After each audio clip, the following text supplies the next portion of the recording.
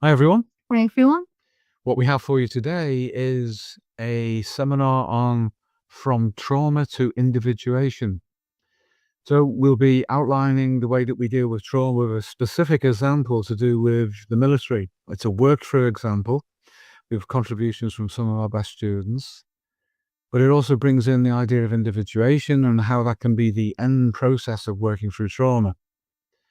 And obviously, many of you out there will know and will recognize for your own personal experience that the way trauma is treated by so-called health professionals doesn't vary much off and away from mistreating people into re-experiencing trauma and being told to accept that they have something for the rest of their life. That's completely contrary to the way that we've practiced for the past 46 years. But what you'll get here is our view rather than that view, and see how you feel about it. Judge for yourself. And here's some of the accounts of our students, one of whom is a 25-year veteran of using therapy with traumatized patients. Yeah, it's unconventional, but it works. That's all that matters. Yeah. Okay, see you soon. Take care. Blessings, everyone. Thank you, everyone. Thank See you. you soon. Bye now. Hi, everyone. So what we have today is a look into the ancestral psyche and specifically how that affects trauma.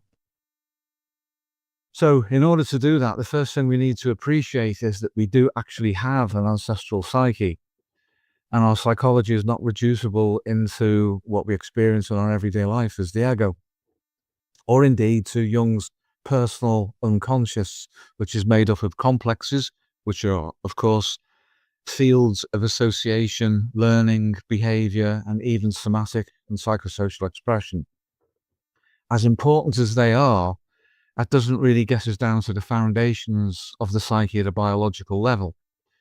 But the ancestral psyche does, and through that we have the portal to the Platonic, which we've discussed in previous videos. So the example we're going to use today is post-traumatic stress disorder in the military. I have some experience of this working with UK and US forces, some of them special forces, and I've worked through these, I'll call them friends of mine because inevitably they did become friends at the level of engagement that I was involved with them. These friends of mine and of Pauline's have proven this approach directly, and this is with people who've suffered so much and been through the usual CBT or trauma-based therapies that are popular out there. But in principle, this works for any kind of dissociative trauma that affects anybody. And I would go back to Freud for the foundation of this with his trauma theory of neurosis. And Piaget, of course, too, when he spoke about the dissociation of the psyche into subnuclear units of itself under pressure of trauma. So trauma and dissociation are part of the foundation of hypnosis, right the way back to Mesmer, but also into the 19th century when we saw the formal schools of hypnosis and psychotherapy being first formulated. So here we have then healing, archetype, and trauma. And here we have the ancestral psyche portrayed by the cave art and by the presence of an ancestor of our representative soldier here, the contemporary soldier. That they look a little bit alike is pure coincidence. Although, of course, they will carry a considerable part of the same genome between them. So what was laid down for the Paleolithic human at a fundamental level is still present in our contemporary soldier. So let's begin our journey then. So here we have a representation of the ancestral psyche in 3 distinct layers. We'll start at the bottom with the young boys who are playing war games with toy guns. Now, of course, this is easy to dismiss as just being a phase that children go through. But what we're suggesting is that this is the acting out of the rehearsal of meta-instincts. That is to say, the anticipations that the genome has for the kinds of challenge that young men will start to face as they move into adolescence. The time that even in the Paleolithic, they would have been expected to bear a great deal of responsibility, far beyond the levels of responsibility that they would be expected of today. But the genome nevertheless anticipates it and rehearses it through the timed release urge and compulsion, indeed, at an instinctive level, to act out rehearsals, preparations for the future. Hence, we have the DNA strands in the brain to suggest that this is hardwired into the brain because it is in the DNA and in the associated fields of the genome. The first level of fantasy, I'll call it that because that's the ordinary term that's used for such things, that these young boys are likely to be experiencing is copying the soldiers, the military, the contemporary military. But those soldiers themselves are acting out patterns, as we say, were laid down in the Paleolithic. So the ancestral psyche is present, and it's largely disguised by contemporary representations such as those of the military. But the young boys are still nevertheless acting out in a superpositioned way every possible layer of representation that goes all the way back from their anticipations personally, through the culture into which they are born, the historical time period into which they were born, right the way back again to the Paleolithic. These are very, very powerful determining factors. In fact, Jung originally called archetypes dominants. These were dominant fields as we would understand them today for the organization of the anticipation of inheritance at a biological level. And here we see this acted out in the contemporary urban street scene. So, for the benefit of viewers, then, would anybody like to offer any kind of observation at this stage?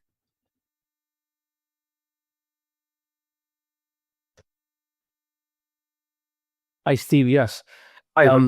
The two things that really stand out to me about this, one is that the playfulness of the young boys is actually rehearsal, as opposed to just boys do what boys do. And I think the rehearsal part of it, again, we've talked in the in the past classes about the future casts its shadow backwards to the present, and then it seems to fit with that theme. And then it's also the other thing that stands out to me is that it's hardwired, and I think culture, at least in my observation, seems to want to mess with what is already hardwired, and there's so much in the current zeitgeist that is contradictory, and people are in some ways at least intellectually at war with each other over what is and what isn't hardwired. So I really appreciate those two elements of what you just shared. Yeah, thank you, Ben. The hardwiring element is an interesting angle, and another area where this is denied for contemporary young men has to do with their identity, biologically and sexually, as being male. And I would say this again goes all the way back to the foundation of modern psychotherapy. Freud's notion of psychosexual development, and even of the Oedipus complex and the superego or superego, is also hardwired, anticipated, and on timed release. Now, he more or less fixed himself, as we all know, into that, because that's what he was meeting in his adult patients in Vienna in the 1890s. He met with frustrated sexual instincts and frustrated instincts for violence. And there is a level of argument to say that where people are not cultured into receiving these timed released mechanisms, then we're going to get neurotic disturbances at best. And I would say that this is proof that Freud was onto something. I don't think his ideas were anything like complete enough, but he was definitely onto something, even in focusing on psychosexual development. And that is not to say, of course, that there is an Oedipus complex, but there is an Oedipal situation that we could describe more broadly, to talk about how a young boy receives initial confirmation from his mother to be a male of the species and different from her. Part of the preparation for the boy becoming an adult will be seeing his father through different lenses, different experiences, and receiving an imprint of his own sense of identity and masculinity through his relationship to him. And that initially rehearses all of the psychosocial relationships that involve authority beyond the family. So that is the culture more generally. And for Freud, the solution to the Oedipal situation was the development of the superego. In other words, a functional conscious or conscience, a conscience which would set boundaries on what was allowable in a culture for the id, which is his term for instinct. But again, unfortunately, most of the instincts that he was experiencing in people that were causing neurosis were negative. So there is a time release development, and an understanding of play has been addressed by psychoanalysts. Less so by Jung, oddly perhaps, because he was very interested in how adults play in an attempt to correct for what went wrong for them when they were young, but he quite openly left the early stages of child development to Freud while still criticizing Freud at the same time. He didn't really offer a full enough alternative. And we have play therapy as an aspect of Melanie Klein's work, along with object relations, of course, and the attachment theorists. And where there is some superficial acknowledgement of biological development in those models, in our view, they don't address them properly in context because they collapse into a contemporary context, as if we have to settle for that. Now, as if the genome will agree with us settling for that, which is a form of overriding the ancestral psyche according to the current zeitgeist, exactly the kind of thing that you've been describing. And of course, this rather catabolic with respect to biological developments zeitgeist that we live in at the moment is, as you say, determined to take these things off young boys, take away the preparation that they have for realizing the anticipation of the genome to become men and to adapt in a way that the genome was always agreed with, always recognized, and always prepared young boys for. And I say that without moral judgment about what that configuration actually is in application. But it should be clear from Freud alone that if we frustrate instincts, then that brings about a compensation in extremis. There is an extreme reaction in a healthy individual to being repressed in that way with respect to the psyche. It should be men who control men. It should be men who offer them an understanding of what is appropriate, where the boundaries are. And for that to happen, a young boy needs to understand what it is to be a man in waiting, as I say, through relationship to his father, then his peer group, as in the example here, and then into the wider authority that Freud understood in terms of being the superego. Now that brings about its own problems, of course, because a very punishing and constricting superego is also another cause of neurotic conflict and maladaptation. So it's not easy to adapt, but it seems it's very easy to receive. Given a chance, these young boys will do this or something similar. Yes, according to the culture within which they live and the historical time period within which they live. A few centuries before this, there wouldn't have been guns, certainly not like that. But young boys also play with sticks. They play with makeshift spears. They also play with bows and arrows as well. These representations, it seems now, initially it would have been through epigenetics, then it would have been through a modification of the Platonic and Sheldrakean fields associated with the genome. They've become incorporated representationally. And young boys will play with sticks as if they were Paleolithic spears or they were medieval knights. They'll play with bows and arrows as if they were Paleolithic hunter-gatherers or as if they were medieval English longbowmen fighting the French at Agincourt in 1415. Or in the United States, they may even adopt the role of being indigenous tribes people resisting the intrusion of the Europeans by using bows and arrows. Whatever it it's easiest for them under instinctive and Platonic pressure at any one moment to represent from the culture and from their education and understanding of history how to shape these ancient pressures. But what does it really say? Well, we've covered this. This is a preparation for those young boys to become soldiers. And we should know from the experience of the Second World War and even some of the earlier larger wars, where the mobilization of an entire population, what was called in the Second World War total war, requires the ancestral psyche to be mobilized in the whole population. This has been the experience for women in the 20th century, and the two largest wars of the 20th century as well. They were appropriated to the need to draw ancestral instincts into an appropriate context.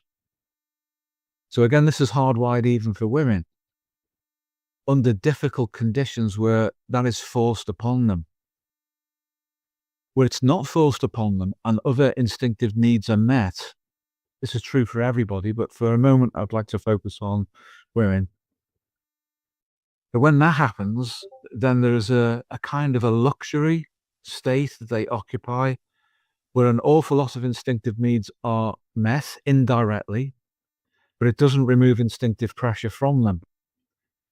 And that would predictably mean, following on from Freud and just about all of the major early psychologists, psychodynamic and otherwise, would mean that frustrated instincts start to take on a different form. And we could bring in the Freud-Adler-Jung equation here, but I'm counting that everybody who watches this video will have some understanding of that. So therefore, we could expect, and I'll call it this in blunt terms, a corruption of fundamental instincts brought about by the fact that a great deal has been met or provided for them, but suddenly they're thrown into a state where they have to receive the ancestral psyche in a particular way, what Freud would have called a cathexis of libido or of instinct. So, as I say, that happened certainly in Europe and in the Far East during the Second World War, where there was total mobilization of the population, male and female, and very, very fundamental Freudian and Adlerian patterns of adaptation to biological stress came to the fore. There was far less of the classical Jungian understanding of what archetypes are. They were there, but they were completely enveloped by instinct and by collective ancestral instinct at that, where the population was mobilized towards a particular goal.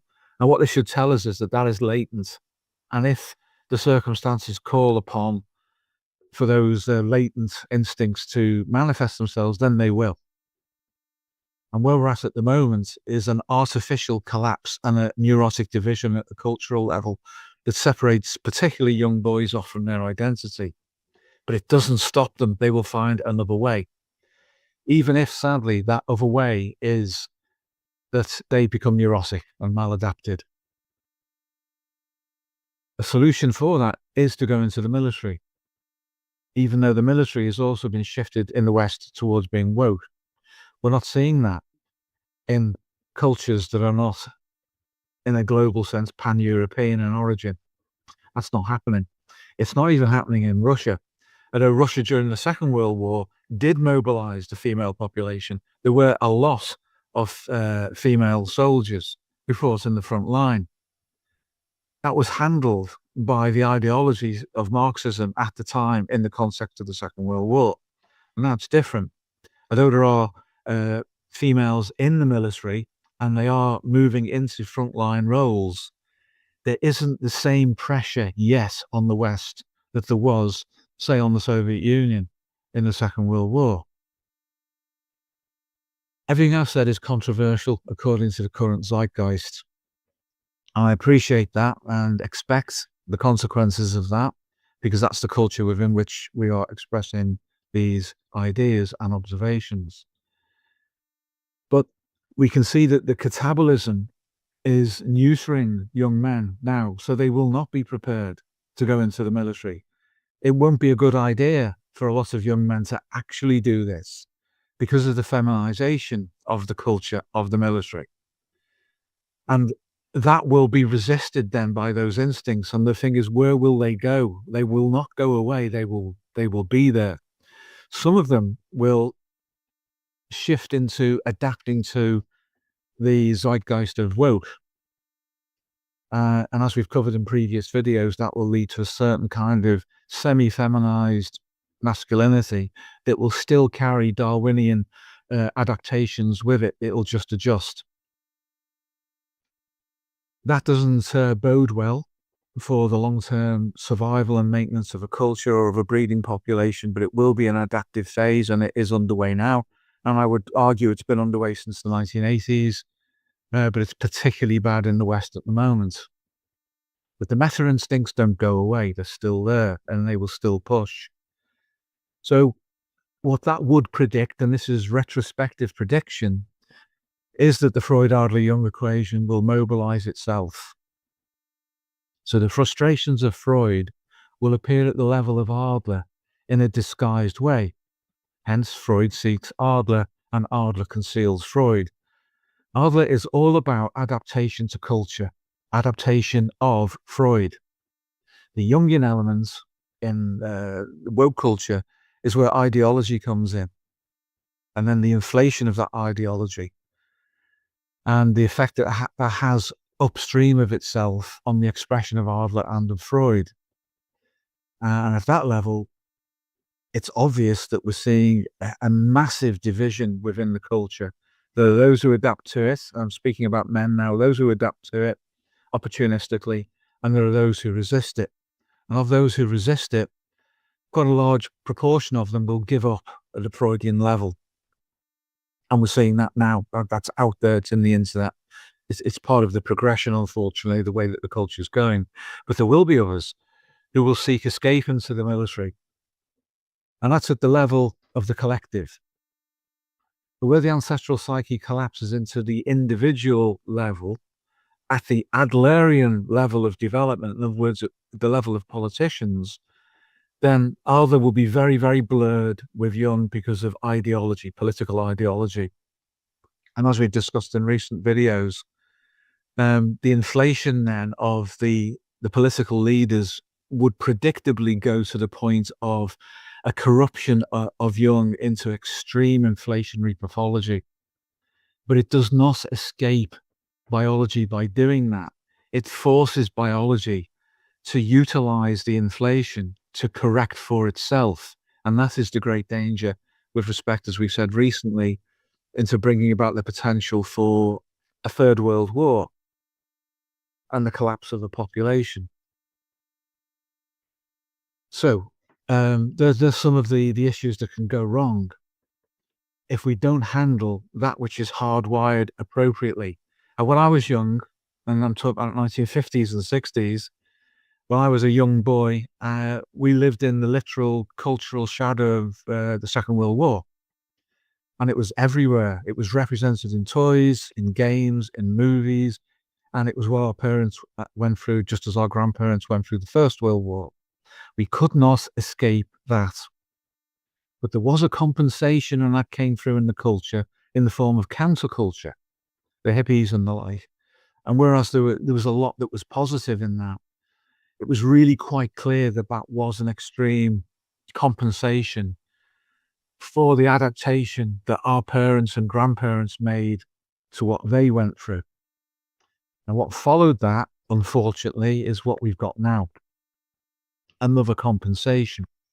If we don't handle the compensation adequately, then something else will take over, which will default down to Freud with a very, very harsh level of natural selection aimed at a given population. And as I say, that's where the Freud-Adler-Jung equation kicks in. But our view is that there is a golden mean. There is a point which is attainable at which a culture regulates itself appropriately.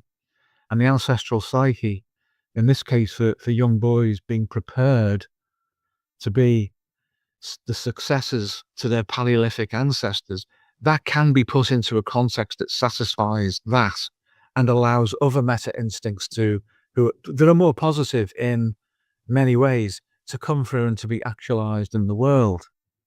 But the minute the boys are collectively neutered with respect to their identity and the instinctive and meta-instinctive pressures that they are feeling through their developmental biology. The minute that happens, everything downstream of that is negatively affected, and culture will begin to damage itself because it's gone too far. It's gone past the golden mean.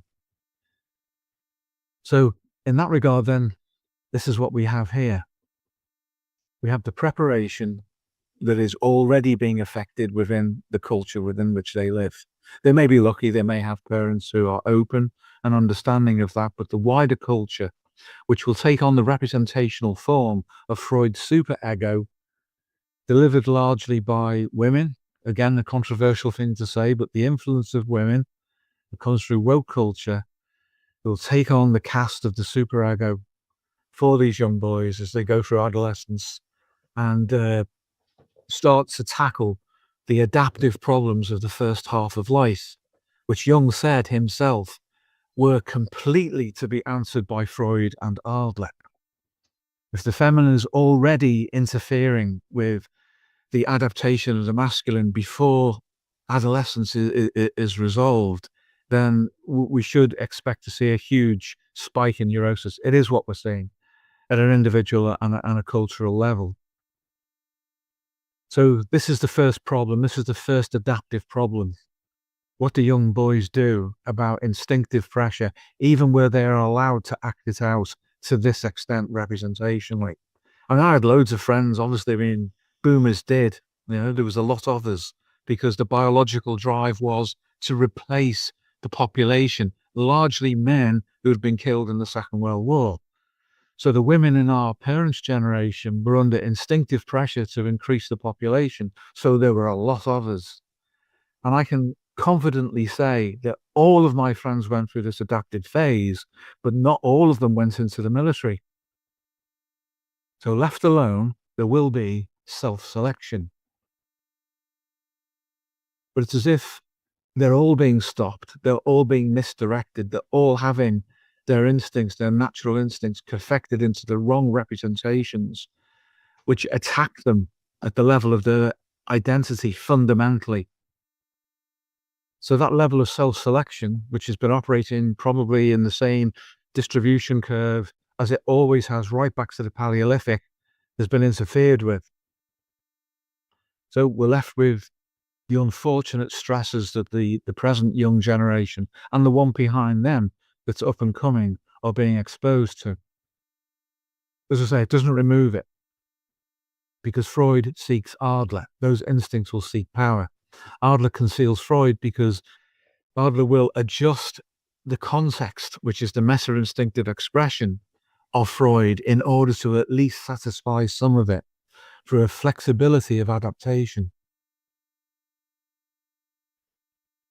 And as I say, that's what we're seeing with some of these feminized young men. That's an adaptive strategy. They haven't gotten rid of him. They haven't exorcised Freud. Adler has merely concealed him in another way. Adaptive in the short term, but not in the long term. So that's the situation as we see it, being as objective as we can, bearing in mind the vast number of people that Paul and I have seen individually and together in the past 46 years. That is long enough to see trends, adaptive trends occurring for each generation. And it's not a generation or two, it's the numbers of people in each generation as they meet these demands and challenges and then adapt over the span of that generation. So we can see the trends, we've experienced it. And from the point of view of the survival of the West and its own self-correction, it's been negative overall. So this is a hugely important thing that we should address. What happens to instincts when they are suppressed? Fundamental instincts. You can guide them into symbolic representation without expressing them fully, without acting them out. It doesn't need to lead to the militarization of every young boy in the West, because that wouldn't happen anyway.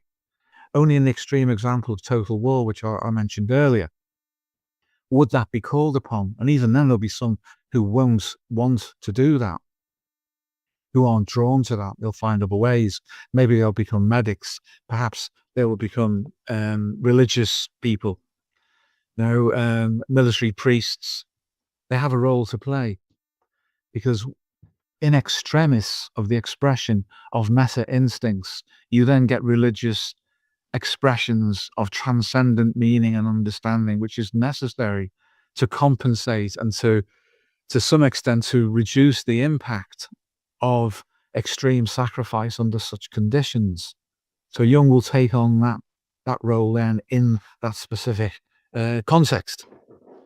But when society is not allowed to self-regulate, then biology is frustrated, and then we get the results that's following on from this now. So what's happening in the West towards the Middle East and towards the polarization with the Far East, including the Far East of Europe, shows what goes wrong when a culture starts to destroy itself by not utilizing meta instincts properly. Wherever we might think of what goes on in China, and worse still in North Korea, they certainly know how to mobilize a population collectively. They do understand meta instincts enough to direct a population into mass mobilization. And they also understand the self-interest of a localized reproductive gene pool competitively at the level of Darwin. And other than that, the East is patient. It's prepared to wait. The Chinese psyche collectively is like that. They are prepared to see what we might see in decades or perhaps a century or two. They see in terms of millennia. So the passage of time for them can be slow because they have the longer view. And why interrupt the West if it's busy destroying itself? And I'm speaking now at a Darwinian level from the perspective of another culture. It is Darwinian. And we really do need to wake up to that, because if we don't access that, we don't get rid of it. In fact, it starts to run everything. Because even Plato, at a higher register of consciousness, cannot deliver itself unless Darwin is appropriately applied and regulated at the collective level. Darwin is the efficient cause of those circumstances that allow Plato at a collective level to instantiate within individuals. There are individuals, of course, who can instantiate Plato directly, but there aren't many who do. To increase those numbers, though, we need, as Jung himself said, to be able to deal with Freud and with Arber appropriately before we can receive Plato under normal conditions.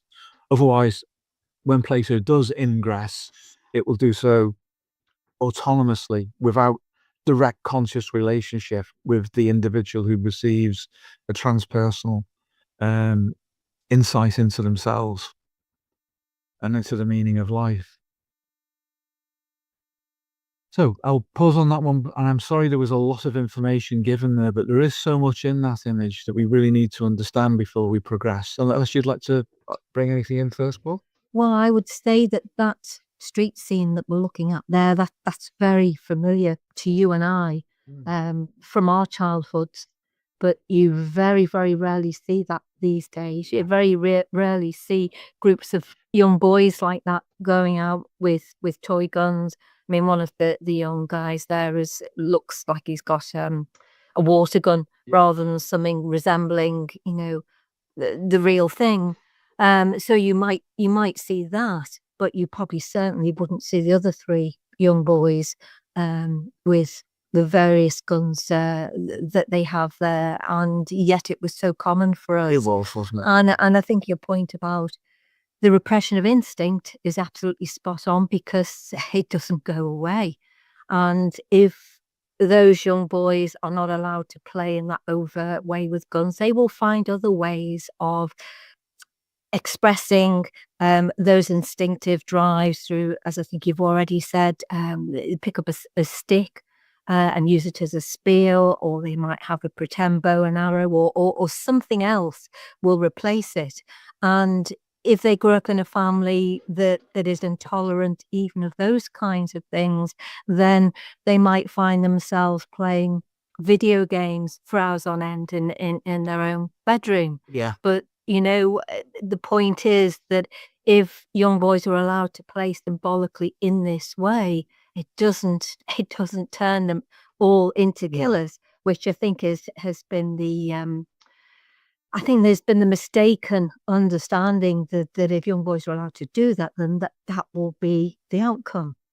And again, as I think you've emphasized, Steve, that's very much to do with the way that things have progressed over the decades, the gradual feminization of the West. And I mean, I've seen it even within my own family with my nephew, where my sister actively discouraged him, wouldn't buy guns for him. Actually, it went that far. And we're talking some time ago now. We're talking early 90s. But I think what was even more alarming than that, because maybe you could understand a mother having that perspective more than the father took an even harder line than the mother on it. He was absolutely, totally against young boys playing with guns. And the amount of repression of instinct in that household was significant. And damaging as well. To that young boy growing up. So we've seen it within the context of our own family. And on a sort of a meta-regulatory scale of it, if we're talking about nation states as opposed to individual families, well, again, as you said, Steve, that instinct has to go somewhere else. And we're seeing an increase, not in the West necessarily, but in other cultures where they wouldn't tolerate that kind of thing. The idea of war and young boys acting out war in this way is actively encouraged, and so ultimately that will lead to a more vigorous population. In an aggressive sense of young men. And in some of those cultures, without specifying them, the women will be, they will be dressed in a particular way and they will be handed guns themselves with no bullets in them, which is almost like a kind of a symbolic gesture, I think, to say that they're there to support the men. Rather than actively going to war in that way, hence there's no bullets in the guns. And they understand that within the context of their own culture. So this is part of the compensation, as you say, these compensations that occur throughout history, we appear to not be learning from. I mean, there was an earlier one too in the 20s, the so-called Roaring 20s, which just resulted in hedonism and degradation amongst young people. And that was juxtaposed with the loss of life in the previous generation that actually went to war. And some of those young people wouldn't have been much older than the generation that came after them, and basically lived it up, and didn't care about indulging themselves to the full. You have that kind of contrast in experience as well when you look back in time over the various decades, and it really is as if we've not learned from history. I mean, it has to keep repeating itself in this way for us to get the message, And it will. It is coming again, unfortunately, isn't it? We're in that position now because of the repression of masculinity globally, really, and it's we're living with the consequences of that. Yeah, thanks, Paul. Just to put the your nephew into some context with respect to his father. Yeah. His father was born in 1938, so he was a child during the Second World War, and he would fantasize that he would be, or was in some cases, a Royal Air Force fighter pilot. And I mean fantasize as an adult, not as a child. He had a private pilot's license for a light aircraft, and he would go to air shows and he would take RAF badges and leave them visible inside his car, as if to suggest he was in the RAF or had been, and he never was. He had those fantasies, which were somehow probably containing these instincts for him, but at the same time, he agreed with your sister, his wife, about how they should treat the son, and there's an immediate neurosis. I mean, in the house there would be big paintings of bombers from the RAF Bomber Command. There would be Spitfires up there from the Battle of Britain and so forth. All of these images that his father aspired to but had never done, he was nevertheless agreeing with his wife's depression of them in their son. And she would forcibly, I've witnessed this, because they actually acted this out in our home, drag your nephew to the ground. This is the mother, your sister, physically restrain him because of his frustration and sit on him. And it was like something out of the UFC.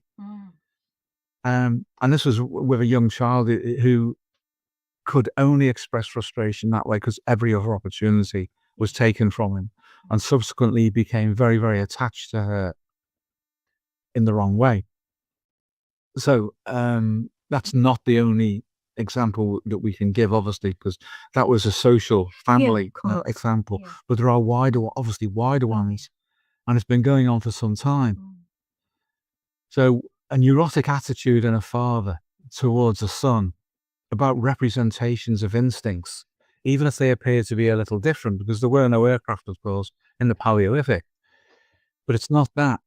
It's what happens, what's done with the aircraft, what happens with the crew, what happens with the wider group recognition and understanding, the status that comes from being recognized as a warrior. That's the fundamental underlying thing that moves between the different cultural and historical representations down the ages. So it is a bad thing. It can be handled. It was handled even in our generation under the pressure of the shadow of World War II, where we were all expected to understand and remember what had happened to them, to their generation. And they were the toys that we were given to play with. They were the movies that we were told we should watch. They were the attitudes that we were told we should have in a patriotic sense towards territory and nation state. Now, that can be seen to be far right, but the far left so-called acts in exactly the same way. They just configure the surface structure slightly differently. But what's powering them is the same. As I say, it has to do basically with territoriality, aggression, rights, reproductive rights, and then hierarchical, Darwinian, adaptive, selective pressures. That's there with the left as well. Unfortunately, there was nothing non-militaristic about the far left after World War II.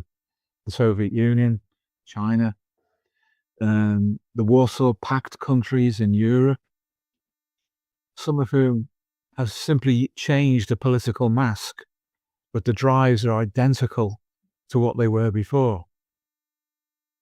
So at an individual level, then, we need to be able to understand how instinct impacts us individually set against the background in a figure-to-ground sense of our culture and of the historical times in which we live. Then we will see what Jungians believe they're seeing when they talk about archetypes. We will see these repeating patterns that don't go away, but that take on representational forms.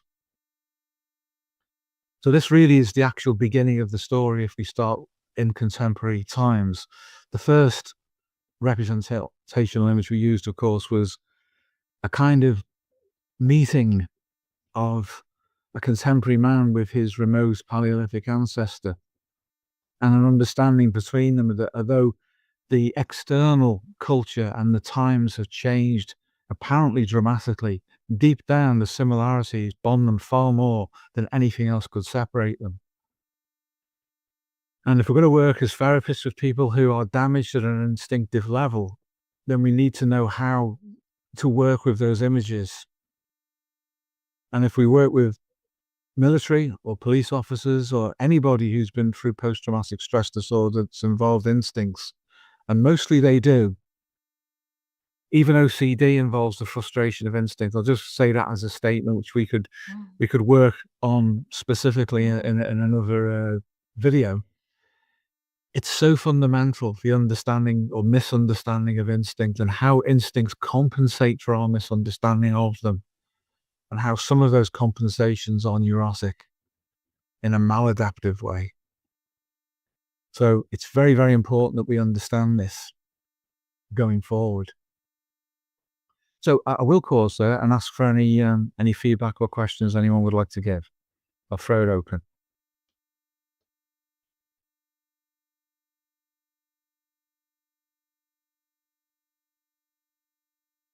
If we're okay on that, we can move on.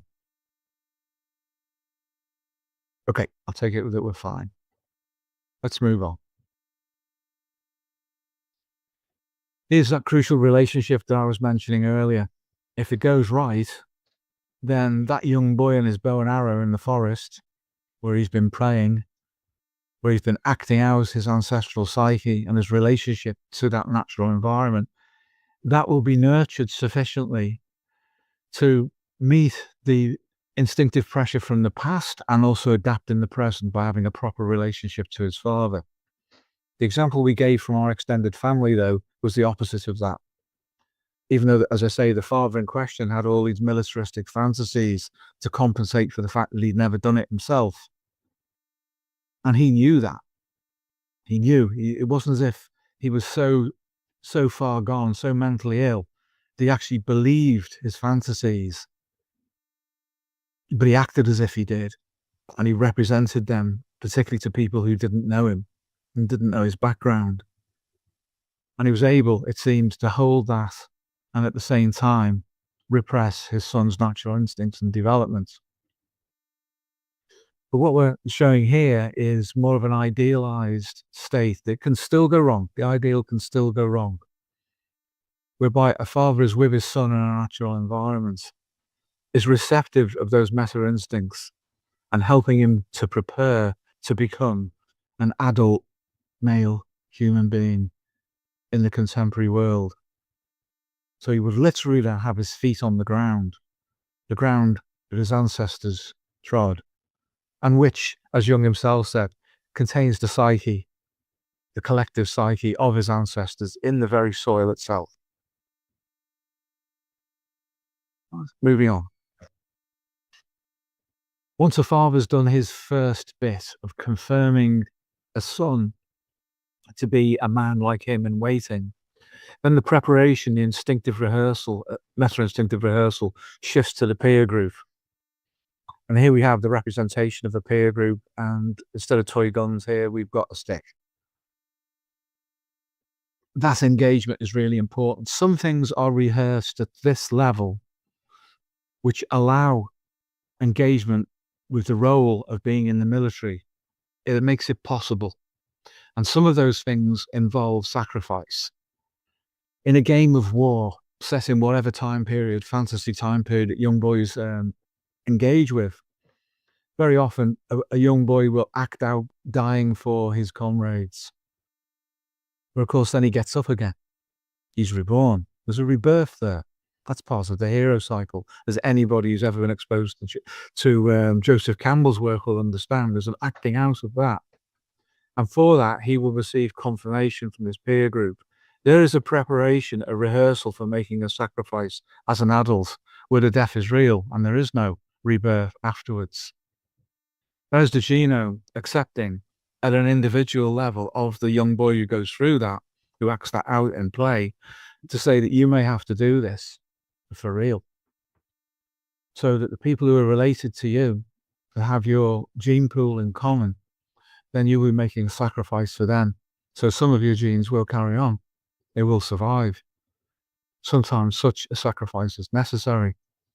And when boys act that out, they feel good. They get a massive hormonal hit on the confirmation that they feel on the inside, and they receive also from their peer group. It makes no sense outside of that context, other than to say it's just boys being boys, it's just play, it's just fantasy. It means nothing. If we move into ethology, which is the domain that Anthony Stevens moved into in order to get a better understanding of Jung, then we can see play as being exactly that, the rehearsal for the release of the biogrammar of the species. In other words, that which is latent within the genome. But when people don't recognize that and don't understand it, or they dismiss it, and that's a bad thing. And when contemporary young boys start to play video games obsessively to the point where there is no peer group other than the ones that are virtual or online, there's a great problem with that, because although it's almost, in terms of how the brain might react, the same, it is not how the brain reacts or the genome reacts to the actual act of playing and being confirmed with peers in a natural environment. It is not exactly the same, but it can replace it. It can replace it enough to fail and then to cause more instinctive pressure to emerge from within the young person to play more games in order then to try somehow to capture that which is missing.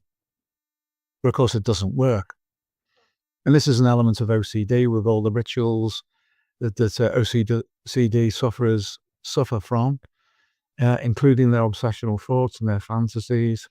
There is always some kind of misdirected and frustrated instinct, meta-instinct that's in the background.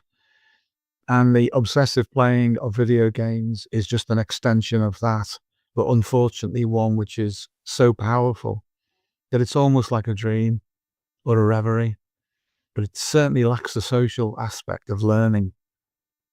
And the result of being addictive to video games is a schizoid withdrawal. That's to say, an inability to relate to reality at a social level, and also to put the representation we have of ourselves, our self-concept and self-image, into a real social context. But what happens is that the satiation of fundamental Freudian instincts through violence, aggression, territoriality, dominance, and what have you, they're all amplified and acted out in a virtual way. But the virtual way does not satisfy. This representation on the screen does satisfy enough, and always has, for this to allow that transition from childhood into adolescence and adulthood. Of course, we need to remember that for most of history, boys reaching adolescence were expected to take part in military campaigns. There would be people fighting age 11 and 12. Unfortunately, that's not that often these days, but it does happen in extreme civil war situations. It's going on in the Middle East. It's going on in Eastern Europe. And it could go on in a different way, well, the same way, but in a slightly different adjusted context in the West. If there is a civilizational collapse, then this will start to happen. The gang culture, particularly in the USA involving firearms, is such that you have armed warriors of that age with automatic weapons. And insofar as they are contained within themselves and between themselves hierarchically, with a degree of criminality being the representation of Darwin, then it's satisfied enough not for it yet to bring about the civilizational collapse. But if those males of the same age and older, who would otherwise go into law enforcement, the National Guard, the military in the US, if they are suppressed, then they either have to join the criminal gangs or they have to self-neuter. Neither of those outcomes is good for culture or for civilization, but Darwin will allow it to happen. That's the lesson of history. So we need to be able to handle this transition phase for young boys properly. That's a great cost if it's not done properly. And we need to understand why it's being directed in the way that it is, why there's been the so-called feminization of young boys and of culture, and why it's become so hard, why it's become the very fascism that they say that they are against. It's a catabolic decline. I'll use the term, it's a shit test on a species-wide level that's taken root, at least for now, in the West. So it's that important. And we can't shy away from that responsibility. Even people my age can't. There's no point people in our generation putting their feet up and just waiting for the end, because nothing that we've lived for then would have ever been able to survive our time. And Darwin does agree that there should be things that survive. Darwin does agree that where culture is positive, it should be nurtured. But metaphorically, he also agrees that if we won't do it, then Darwin will take out the shears, which in former times have been represented as being the responsibility of women, for example, as the fates, who would cut the thread of life of an individual or a culture. Interesting, isn't it, that the idea of women having that power to end the world, to end the life of an individual or of a culture, was gifted to them. Lots of reasons why that should be the case, but that's what we see laid down in the archaeology of culture, and therefore within the collective psyche. So I'll pause there, and again, throw it open if anybody would like to comment on anything so far, or ask any question which might be tangential to that.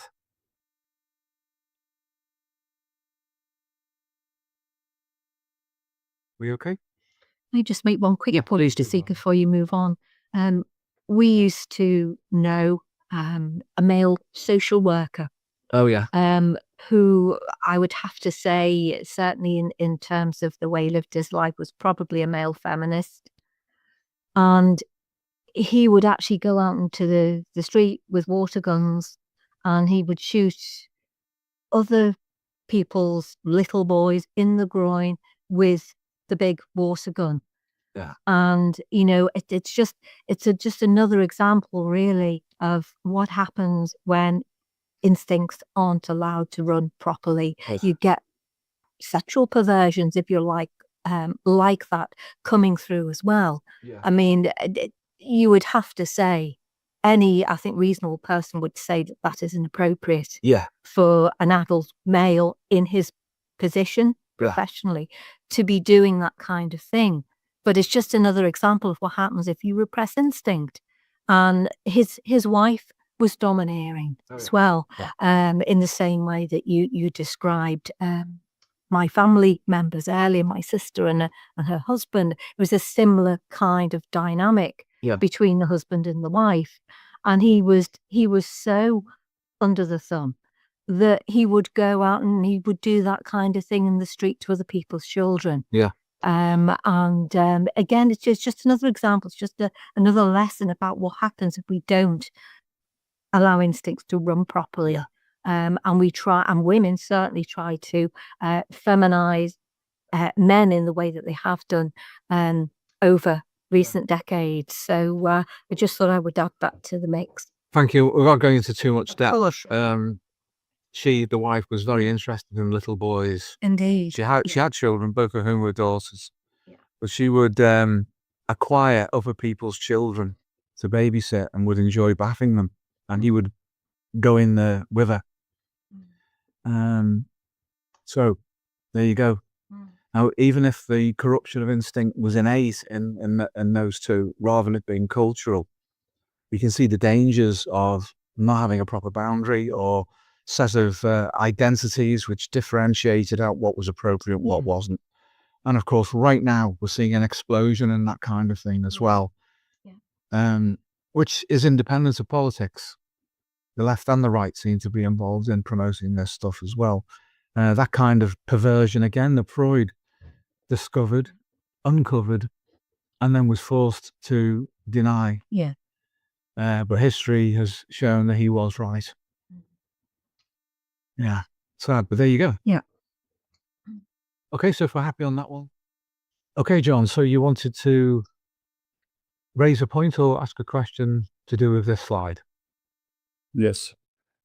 The first thing that came to mind when I saw this card is the Outdoor Boys YouTube channel. It's a channel of father playing in the wildlife with their son, and is having a lot of popularity nowadays. Like in the last couple of years, young men are finding very attractive that kind of videos. So a lot of young men are searching for that different wildlife things that they could do with their father, but they never did. So we can see that representation also in the popularity of different YouTube channels. And that reminded me of that with that card that came to mind. Yeah. Yeah, good point. Thank you for raising that. It's a contemporary compensation, and isn't it? At least for some people, with regard to what they're going through. But that transmission has to be the right one. It's not just the involvement. That's what I was saying. You know, this other guy was involved, wasn't he? Your nephew's Oh, yeah. father. Yeah. Yeah. He was involved. It was just in the wrong way. Oh, very involved, actually, Yeah. in the child's care as he was growing up. But like you say, it was not what he needed from a father. So in that sense, it wasn't fit for purpose. No. It caused terrible problems, terrible suffering for that young man growing up. So yes, just involvement itself is not enough, as you say, Stu. It's got to be something that brings on male meta instincts. Yeah. The father's got to be able to represent them he has. sufficiently Yeah. in the peer group as well. But thank you for that, though, because that is a very important factor which is obviously active in the culture at the moment. Thank you, Jon.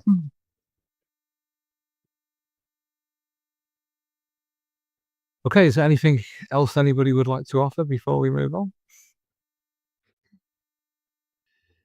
So the intentionality of this as a representation is to say that the representation itself is like a far memory, because it is a memory. It's not a personal one. This is not something that this young boy has gone through, but it's something which the genome understands as its memory.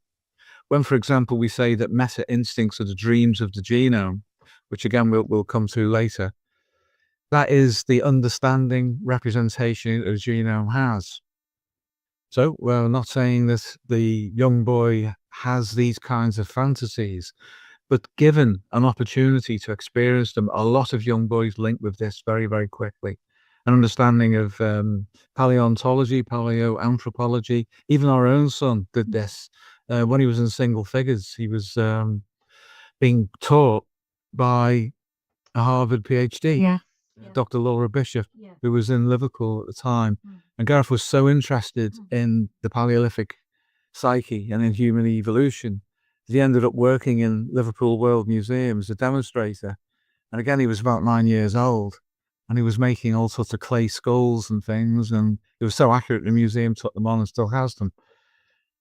So although that represents him, beyond that personal collapse, there is the latent far memory which activated in him at a personal level, which he had no direct experience of, but was pulled towards in order to understand.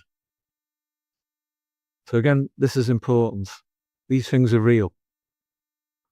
Again, I'll pause. Does anybody like to offer anything or ask anything?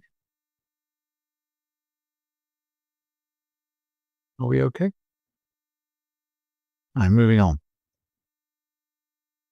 When this boy then becomes conscious of the meaning of the games that he was playing, the role of his father, who could have been in the military himself, then he begins to anticipate himself in the future. And behind him, we have the representations of both Plato and Darwin, because this, for him at this time of life, would satisfy both of them. He would be in a role and a representation that's understood by the genome and is understood by Plato. So the future projection of himself that he first met in his father and then rehearsed through his peers is now beginning to become real.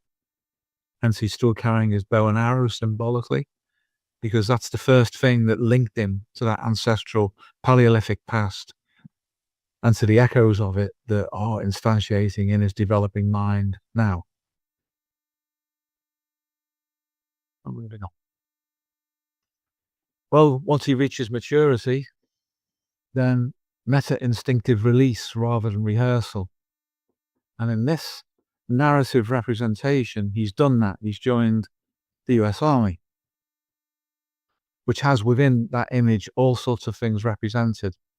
There's a peer group, there's a dominance hierarchy, there's the flag as well.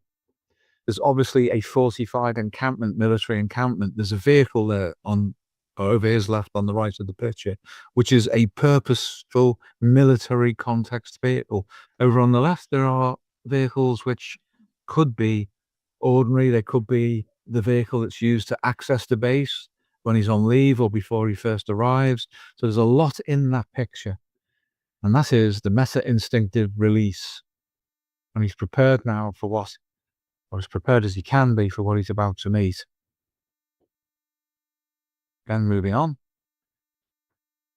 Then there's the reality, which is different than the rehearsal.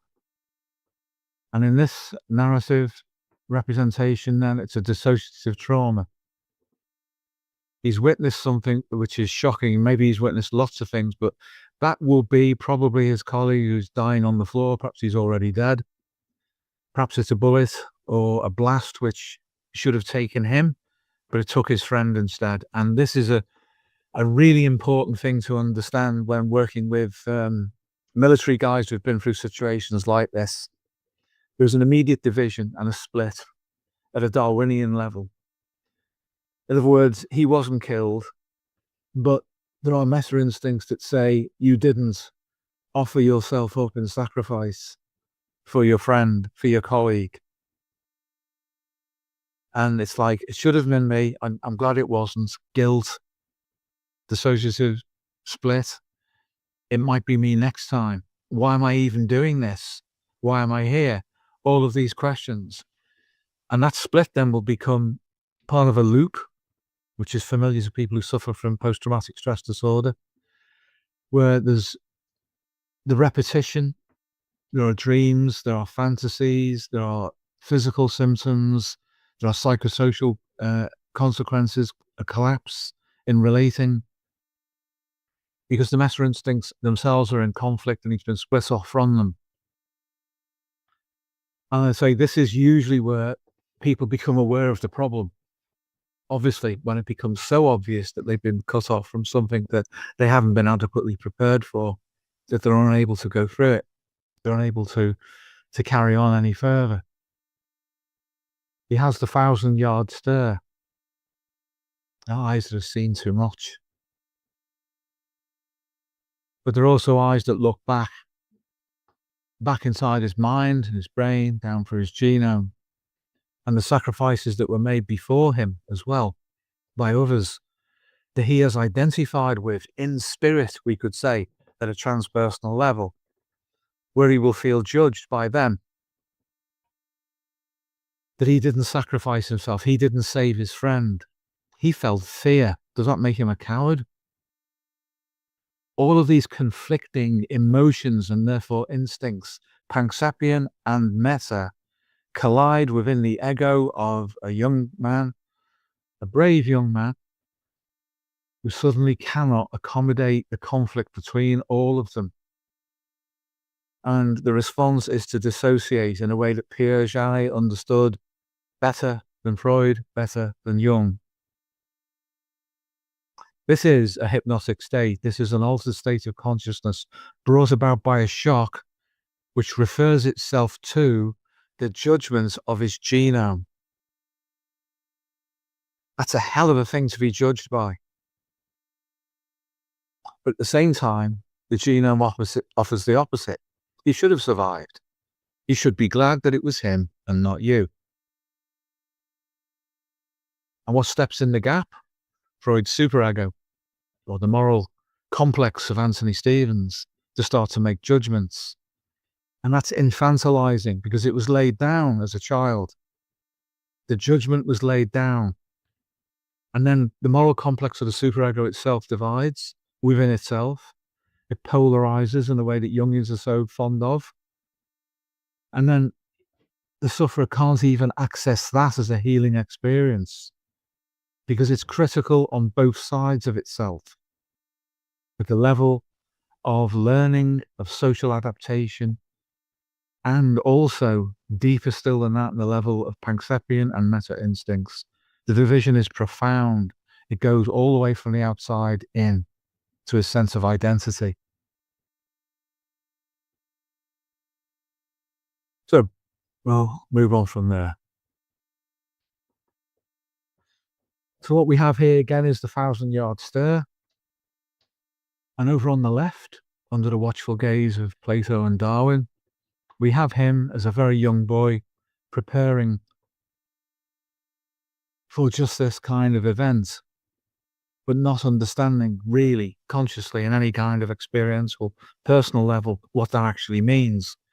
But the instincts, as processed through Darwin, won't really care.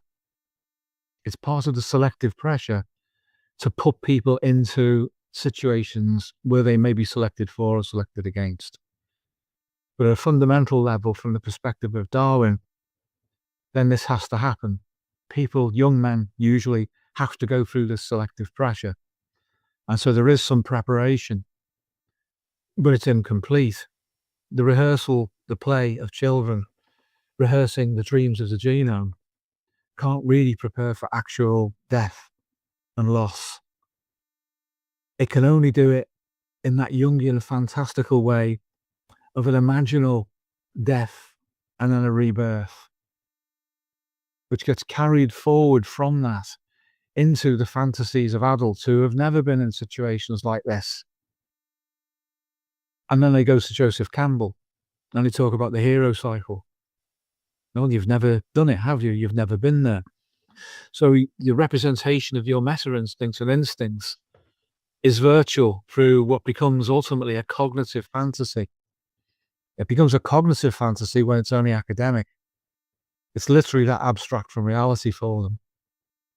But it's very satisfying at a cognitive level because it is a fantasy holding space for an adult to rehearse things that he did not properly act out.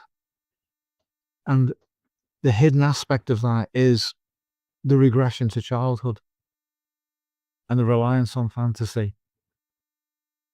But you can't do that with a soldier who's been through it and been traumatized, or a police officer, or anyone who has had a deep enough experience of life and death, or the threat of it in themselves or others, who's been separated from everything other than themselves, but they've had no power over a situation. So post-traumatic stress disorder can run in a similar way through all of those different aspects. But what happens to a soldier who has been trained and goes through this? What it shows us is that the training is never complete enough. The training has to be general enough to be able to scoop enough people in to meet the numerical needs for a culture or a civilization for having warriors. But there will be a high failure rate, there will be casualties. And some of those casualties will take on a post-traumatic stress disorder configuration. But who failed here? Did the meta-instincts fail? Did the young man fail? Did the father fail? Did the peer group fail? Training? It'll be some configuration of all of those. But he's left with that dissociation. The representation of himself sitting on the ground with his weapon, face in hands, that's the point of collapse. The difference between the young boy with the bow and his smiling, happy face, feeling the hormonal and the gene expression kick of doing something that links him to his ancestral past. And then what happened when he was ultimately tested results in that figure on the right with his 1,000-yard stare. While Plato and Darwin impassively look on, because the test isn't over. The test is can he recover? And in what way? There are soldiers, police officers and others who go through situations like this who can go back. They can return to duty. There are others who can't. Now, the ones who do go back, some of them are permanently scarred because they don't get the help that they need, but they can return sufficiently in order to return to duty. And the post-traumatic stress disorder then turns up later when they leave the military, when they adapt to the other meta-instinctive requirements and anticipations of life, such as forming a family and a lifelong relationship, to nurture a family, to adapt to civilian life. It may be then that it turns up. Or the soldier may go back and adapt sufficiently to be put back in a situation like that, and he either survives or he doesn't. Darwin rolls the dice. But for those who suffer in this way, what's next? What does he need to do? And what kind of help does he need to do it? Well, we can move on. There's usually a period of a sense of defeat, which is a kind of bereavement of the self-image that's been lost. The break in the continuity of the self-concept that we discussed in the last couple of videos. So when he looks inside himself, he no longer sees the soldier in the mirror. He sees what he is in the moment. And what he is in the moment contradicts the continuity of his self-concept, but also, in his view, if he's sufficiently injured by his experience, his understanding of his genome and of his instincts, which causes him to separate from them and from their ability to heal him. So at this point, what are we looking at? We're looking at Jungian archetypes, in the sense that archetypes are a contracted form of meta-instincts and of Panksepian instincts and of the genome and the expression of the genome through the lifespan. They are a contraction of them into a virtual concept, which we find represented in the culture, including in Jungian psychology. So they become a split off representation that mediates between the complex field of the sufferer and the genome. And at that point, they can become a fantasy, and to some extent a useful one, because it keeps the person held in a holding space. It gives them an alibi, if you like, without judgment. I use the term alibi, and I use that in an Adlerian sense. But that protects them from the anxiety to some extent, insofar as they can believe in it. So there might be representations, fantasies, which take on the form that Jungians would call complex archetypes from their perspective. Complexes are definitely there. Instincts are definitely there. Meta-instincts are definitely there. Superpositioning of all of these factors, definitely there.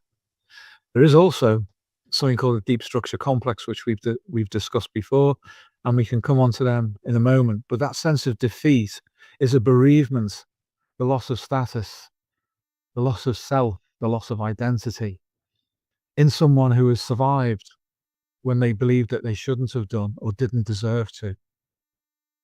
You think about that, that's a fundamental separation of identity, a split within them. That's a profound neurosis caused by a shock, but a shock which is understood at the deepest level of our being.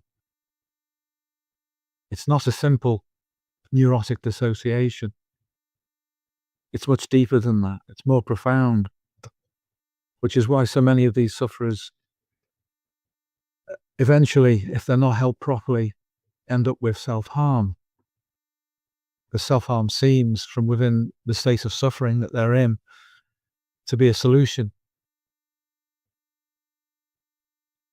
Right, so we're moving on. In our experience, this is what we need to do. Inner work. And that inner work has to be very, very different from the usual kind of trauma therapy that's out there, including the variants on mindfulness and CBT. They're very popular with academic psychologists. This is an inner work which utilizes what happened as a mechanism or a process within the dissociative trauma, but not in such a way that they have to re-experience the trauma. In fact, we do everything we can to not allow or give the opportunity for somebody to re-experience a trauma. This is not about re-traumatization.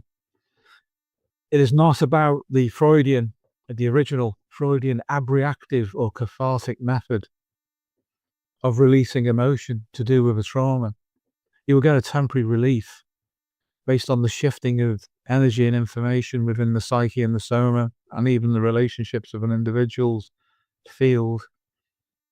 But it just fills up again. It just comes back.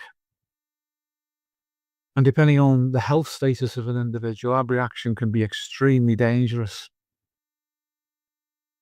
All of that needs to be taken into consideration. And when it is, then what we should do is start with this fundamental observation. The trauma was caused by dissociation. Therefore, the person is dissociable. We all are anyway. But it's important to understand that they are dissociable.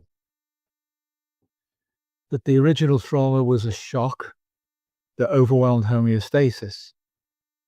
Homeostasis is that which is all invariant scales of the representational field of a human being, manages their experience and the tolerances of experiences. But homeostasis, as I say, in this kind of traumatic situation was overwhelmed.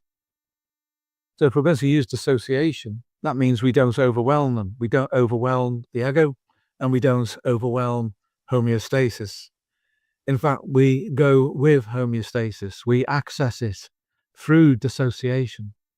The dissociation has to be a separation of the individual's immediate experience from the symptoms of the post-traumatic stress disorder, something that they generally believe is not possible until they experience it. Once that dissociation is achieved, they are disconnected from the field of the complex involved. So the affect, the fear, the repetition compulsion, etc., is no longer attached to the ego. The ego doesn't feel it. That is such a relief when that happens to someone who is in this state. Your approach then must be non-authoritarian, indirect, and permissive. By permissive, I mean in this context, permissive of homeostasis, reassuming its proper role in the life of the sufferer. When homeostasis is overwhelmed and a complex is generated, the complex then filters and distorts the attempts of homeostasis to correct the situation. And as a result, then that complex fiercely defends itself. And because it can intercept emotion, it can intercept correction by homeostasis, it can intercept meta-instincts and gene expression, this is the complex, all of those can be appropriated to its field. And because its field is identified with by the ego, then the ego goes along with the complex in this form of dissociative self-harm. So our task is to separate off the ego from its complex. And then they don't feel it anymore. They feel differently. And that is the biggest contradiction that a sufferer can ever have. It's not when they think differently. That's relatively easy to do because it's a virtual thing. It's not real. But when people feel differently, that is proof that they can. It's what people fear in a neurosis anyway, that their feelings will suddenly change. So to mobilize thoughts against those feelings is to attempt to override the natural mechanism of association to emotion or affect out of fear. Fear is a Panksepian drive state. And once fear only understands itself from within the context of a trauma, then fear will immediately, that is to say, Panksep, boot up a representation of that trauma to confirm itself, to confirm its state. But fear has, because it's a Panksepian drive, it has a need for a context, which is meta-instinctive. And we have within us meta-instincts that recognize and understand what fear is and the latent meaning behind fear, which is the ground state out of which the complex organizes itself through trauma anyway. So we need a different meta-instinct. The ego needs to experience it. it needs to understand that there are other emotions, there are other drive states, there are other configurations other than fear. As I say, fear always confirms itself because at one level it's protective. It's about avoidance. Avoidance of what? Well, it will provide you with a representation of that. And there is the defensive meta-instinctive representation of what the person has been through that could have been fatal, and perhaps his guilt complex, which is an element of the trauma, would suggest to him that you should feel guilt, you should have died. Not your friend, you. That bullet shouldn't have missed. I should have got you. And perhaps you should put yourself in a situation where it will get you. And if no one else will do it for you, perhaps you'll do it for yourself. You see where this is going? This is what these things are like. Once they set up, they split off, they become autonomous. It's so important to separate the ego of a sufferer off from anything like that that is destructive and to get them to feel differently. As the dissociation through inner work involving natural trance states which are healing, then the person doesn't just feel differently. The contradictory meta-instinct to the destructive one will start to represent itself as a future anticipation of how their life can continue. And the great thing about that is that once the ego accesses that, then the positive instinctive pressure ramps up because the ego is in a state to receive it. We can only do this by building the vessel appropriately to receive it. So that inner work has to involve that. And it is something of a journey, but initially at least we have to set up the experiences that the ego needs to have of itself as not being in a traumatized state and not identifying with Panxapian drives like fear and rage, because rage can turn on the self as well. It's not just rage against other people. We can go through self-harm that way very easily, but it's just a slight adjustment of understanding, which complexes are very adept at doing. So accessing a different meta-instinct and different Panxapian drives to find their context appropriately, that is the biggest contradiction that a person can have to a post-traumatic stress disorder complex. So we'll just move on one more and then I'll pause for a while for feedback. This is where everything is actually happening and where most of the time we're not aware of what is happening. And this boils down to one of the fundamentals of our model of practice, waveforms of consciousness. So here we have the representative of an individual who's going inside, hence he appears to be in a meditative state. You don't have to adopt that posture. You can do it lying down, you can do it sitting down, you can even do it standing up once you've been entrained how to do it. But going from left to right, the waveforms passing through his head, subjective waveform of personal infodynamic consciousness. As you'll know from previous videos, this includes the Miller number and includes the self-image and the self-concept. It's whatever we can be conscious of at the moment. And beyond that, on the other side, is the field of the extended subjective mind. This goes out into the psychosocial environment. It goes out beyond just that at the immediate level, but as far as it can be extended. And the limit point of that is literally the limit point of our engagement of understanding of how far we are in contact with an extended environment. So it will include our culture. It will include politicians too, and their representations. All of that on the right-hand side and all of that on the left-hand side can merge together dynamically. And if there is a post-traumatic stress disorder complex, then everything gets appropriated to that. And the person is stuck under normal conditions. So how do we get out of that? We need to move into what's in the upper right there. The objective waveform of Platonic field infodynamic consciousness. In other words, that's everything that is not subjective.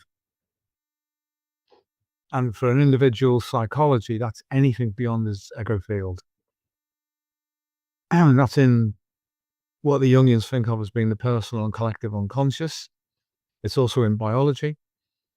It's in the so-called non-living, non-conscious inner physical properties of matter that are anything but unconscious. It's in all of the field states that exist simultaneously in this universe, and it's in the original Platonic informational monism field that initiated the development of this universal field that we occupy. Now, that's a big statement, but there's an awful lot of evidence to show that it's actually the truth. Michael Levin's work in biology is moving in that direction. Any kind of transpersonal, transcendental state that the East, through its various cultures, over historical and prehistoric timelines, everything that they do to do with meditation and understanding what we would call psychology on the inside is also aspects of the collapse of the objective waveform potentially into the subjective, how to access things that are beyond ourselves. So our complexes then actually cross over from left to right here. They're within our subjective waveform and they go out into the extended field of the subjective mind. Even though they are conscious unto themselves, insofar as those that are not ego-identified with or are aligned or non-aligned also have a foot, if you like, metaphorically in the objective waveform as well, which is why they can interfere with it. The ego tends to collapse into itself. That's a product of its evolution. Complexes can be limited to what the ego knows or understands, particularly if they are identified with. And as we discussed before, that's a great way of dealing with them, is to entrap them within a particular state and then separate from them. Complexes that exist in other states, such as alignment or non-alignment, and follow the line of the extended subjective mind into the objective, then they need to be dealt with differently. But they can be, because the solution to them exists within the objective anyway. It's just a case of how that is accessed. And again, we would say that this is through altered states of consciousnness. So as promised, I'll pause there and see if anybody has anything they'd like to raise or any questions they'd like to ask. Or would you want to make a... No, You're okay for now, yeah? Okay, so throwing it open, guys, if anyone would like to raise anything at this stage. Yeah, Steve, and hi, Steve and Pauline. Yeah, go ahead, Mladen. Yeah, so you were focusing here on working with identified with complexes through hypnosis. And I assume that once we do that, once we separate those complexes from the ego and the ego experiences them as separate, they transition into alignment, basically. Yeah. So that's what we're hoping anyways to achieve, right? To move them into alignment and then to deal with them. Or are they sometimes dealt with without the ego's noticing of dissociation from them? How much is here the ego in focus? That's a great questions, Mladen. Great questions. So an aligned complex is easier to deal with than an identified with one. That's a fundamental principle, because when we identify with a complex, there's no separation. So our own psychological immune system is compromised by them, by the identified with ones. Under more usual neurotic conditions, an aligned complex is an irritant that we know is there. It interferes with our life. It can even generate physical symptoms and psychosocial issues, but we know it's not us fundamentally. So once we separate a trauma so that it's not identified with, that is to say, the traumatic complex is not ego-identified with, but is ego-aligned, then we change its energy and we change its capacity to distribute itself. Excuse me a moment. Because distance has been created. Once distance has been created, we can bring all sorts of things online to deal with it in its aligned state, but eventually shift it into flattening out, into long-term memory where it becomes inert. In other words, we don't need to forget because there's no energy in it. There's nothing there. And that even remembering it, this is under ideal conditions, even remembering in a cognitive way, I once had that trauma, is not sufficient to boot up a non-aligned complex into an aligned or an identified with state, because it has no innate energy within itself to move itself into a different configuration. It is simply not something that we identify with, and it's been dealt with. But we have to create the conditions where this transition is possible. And as I say, because all complexes fall under conditions of dissociation following Jungian principles, then the therapy for them should follow the same route. So once it moves into alignment, that creates a space within the ego that can then receive something else. So part of the process then is, while the complexes move from identification into alignment, then another meta-instinct, which contradicts those meta-instincts that were brought into identification with by the complex when it was identified with, can't get in either. But something else can come in. A new kind of adaptation to the genome, to the timeline, and to the ancestral psyche. So that's basically what happens. Once we can move it into alignment, that creates space for other meta-instinctive representations that the ego can identify with and accept as being itself, that are positive and healing. So that is the progression on from here. Okay. Thank you very much. Thank you. And it works with all conditions, if you like, all configurations that complexes can adopt. An aligned complex is far easier to deal with. And you'll find that with people who suffer from them, that they're in nothing like the state of distress that someone is who cannot separate from their identification by using their own resources. So we need to help them to use their own resources by opening up that part of them which is the non-ego to deliver the right kind of meaning and understanding to them.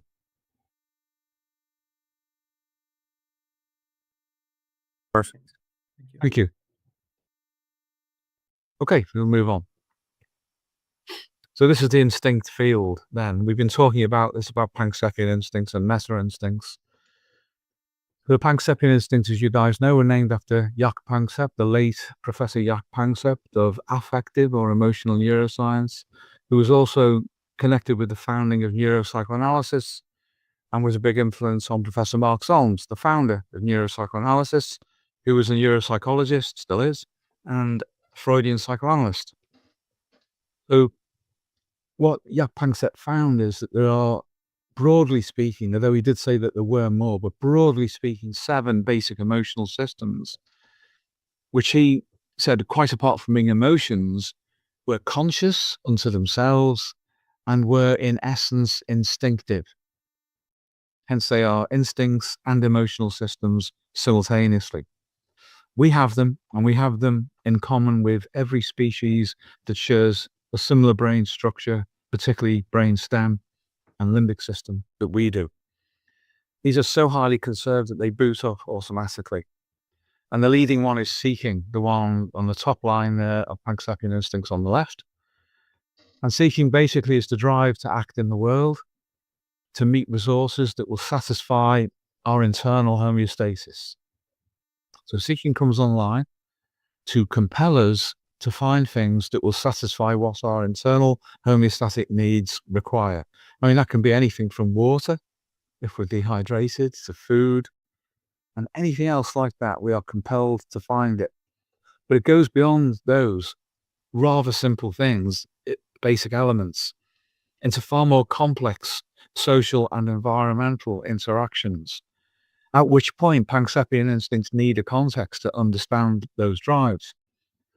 And we propose that they are meta-instincts because they are whole scenarios, whole understandings of situations, and that these meta-instincts fundamentally comprise of the ancestral psyche, what Jung understood as archetypes. We don't separate instinct and archetype off. Jung did, we don't.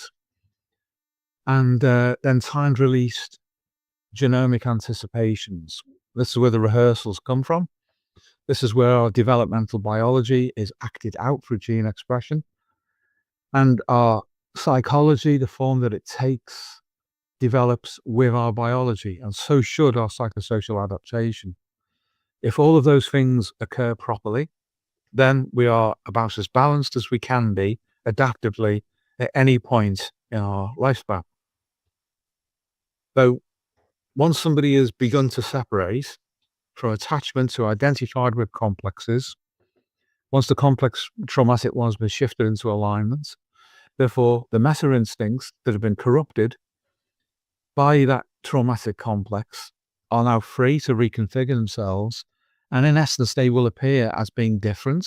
They are functionally and representationally, but also other genomic anticipations from the ancestral psyche, other archetypes, if you like, will present themselves that are anticipating other adaptations beyond the conditions under which the post-traumatic stress disorder occurred. And for our young soldier, that will be meta instincts appropriate for someone who survived and is now going to contribute to the world in a different way, other than acting out what it is to be a warrior. What about what it is to be in relationship to someone, to support society and culture? What about what it is to be a father who is not also a soldier but is there for his family?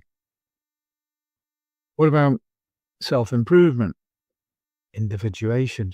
What about all of those? These are things that are beyond the transitory adaptation that it actually is, from a meta-instinctive perspective, to be a warrior, a young warrior who goes out under the compulsion of meta-instincts in the genome to act out in a particular way that may involve self-sacrifice for others. What about individuation? At this point then, we are moving beyond Freud. Even though there is sexual reproduction involved, the meaning of it is different at this point. We're moving beyond Freud, and we're moving through Adler, and we're glimpsing Jung, positive Jung, as potential that can be achieved. When a person feels that there is a realistic experience of that to have, and they don't have to collapse into a loop of repetition compulsion that tries unsuccessfully to re-experience a trauma in the apparent hope that it will be different at some point if I keep thinking about it and keep feeling it and experiencing it. Once they move away from that, then the genome will agree and the time-release genomic anticipations will come online. The status that he got, this young man, as he moved from being a young boy through adolescence and into adulthood, from the idea of being a warrior, is then something which is recorded in the rings of the trunk of his tree of life. And trees grow away. They don't grow backwards. They grow out and away. They record the past. It's all stored in the rings. And those rings and the experience that they represent provide strength for the trunk of the tree of life.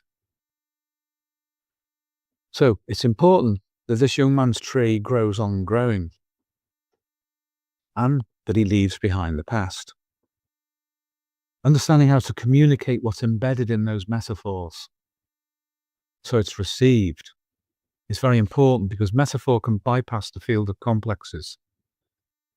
Complexes typically form out from the developmental stage and the life experience of an individual ego.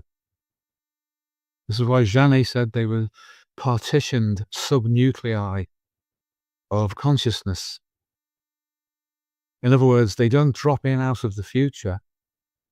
They don't drop in out of the remote past of our species. That's a different realm. They come about through our adaptation or maladaptation.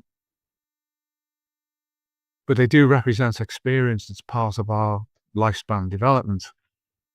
But when we can properly disidentify from the need to repeat the traumas of the past, we can then open ourselves up to what will be brought into the tree of life through its roots in the earth. And the roots in the earth of the psyche, the ancestral psyche.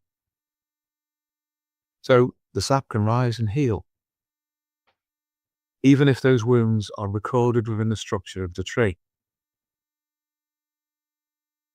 And when we can communicate that, as I say, through a metaphor, metaphor is huge in its bandwidth. Complexes are not used to that. Complexes are contractions of experience around their focal, nodal, central focus or point. Whereas metaphor is expansive. It's a whole situation. Meta-instincts are whole situations. Therefore, meta-instincts and meta-instincts and metaphor readily combine together productively. The only way a complex can interfere with that is to populate the ego to such an extent that the ego identifies with the complex, and that can shut off the expression of healing meta-instincts.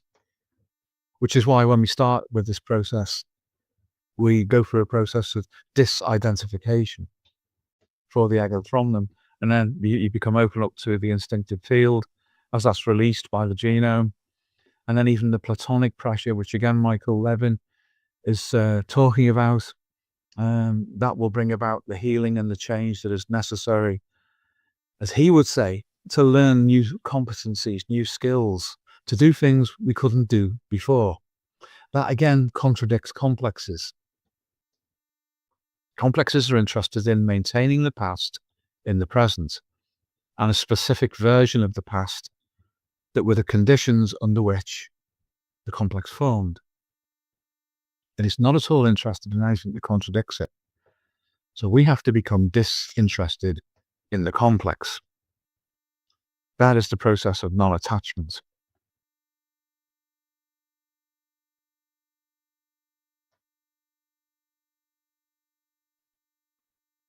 Are you okay on that, Mladen? Yeah, perfect. Thank you. Thank you. Would anybody else like to add to that before we move on? Yes, Steve. Hi, John. Go ahead. Yes. Once the ego is not identified with the complex, and then after seeking needs to, the pansepianistic seeking needs to find a context, what kind of different methods can we use to reach that point of finding a context? Maybe creativity can be a method that can be used in that situation, or relating also with people can be a good idea. Yes, absolutely. So if we go to first principles about complexes, they define a context which defines them.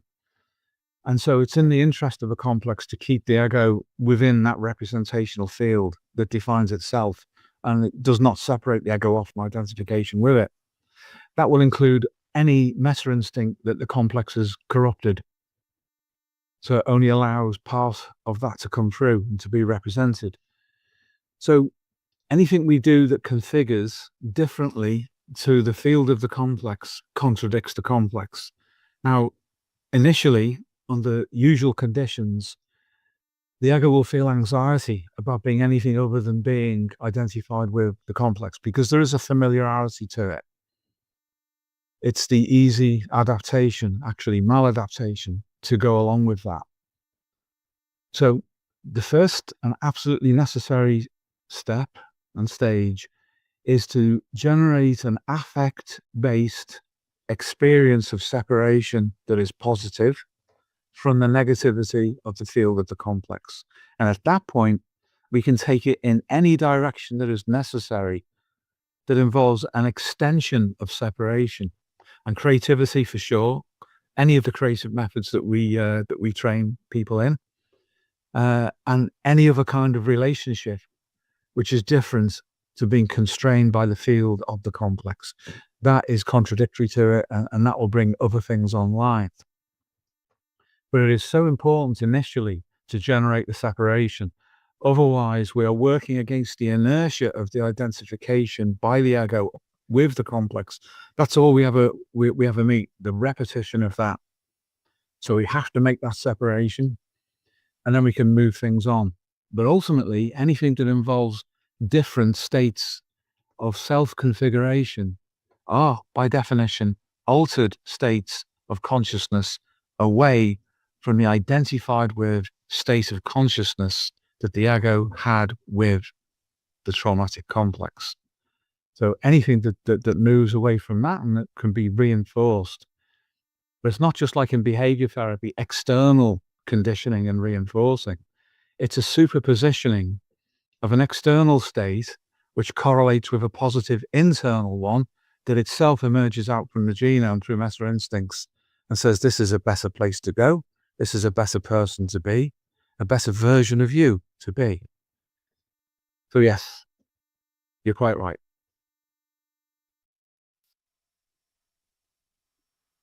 Thank you, Steve. Thank you, Jon. Anything you'd like to bring you? No, fine, Steve, I'll let you run through. Okay, thank you. Anybody else like to offer anything at this stage? Are we okay? Right, move on. So the ancestral psyche, in broad terms, it's layered. And the first thing that we will experience in everyday life is a pulse of affect or emotion. As we say, the affect is the carrier wave of instincts. We can't experience instincts. And I don't mean reflex reactions when I'm talking about instincts. I mean more complicated configurations than only those. We cannot experience instinct without emotion. Emotion is a more fundamental level of consciousness than cognition is. It processes faster, it's more highly conserved. That's the first layer of the ancestral psyche, and it's the layer that neuropsychoanalysis focuses itself upon. But there is another aspect too, and that is the instincts of the emissary of their master, the genome. To misquote McGilchrist, I hope he doesn't mind that, but it is appropriate to say that although instincts are extremely powerful, they are not the primary or first cause in this chain of representations. They deliver to us the intentionality of the genome to self-correct the course of someone's life towards being optimal. So this is very important. And when we work with people, we take them through these different stages, starting with dissociation. And when they actually experience the ancestral psyche, it can be so overwhelming because it's emotional in a positive way, not overwhelming negatively. It is different. The quality of affect is different. But when they experience that, it's going to be important for them at the right moments and not when they're having that initial spike of transpersonal experience, but when we're trying to consolidate that into a cognitive understanding for them. The affect is actually the carrier wave of instinct. Therefore, if you follow it back, you don't just receive, but receiving is the most important thing. Once you receive the positive affect, you need to follow it back from whence it came.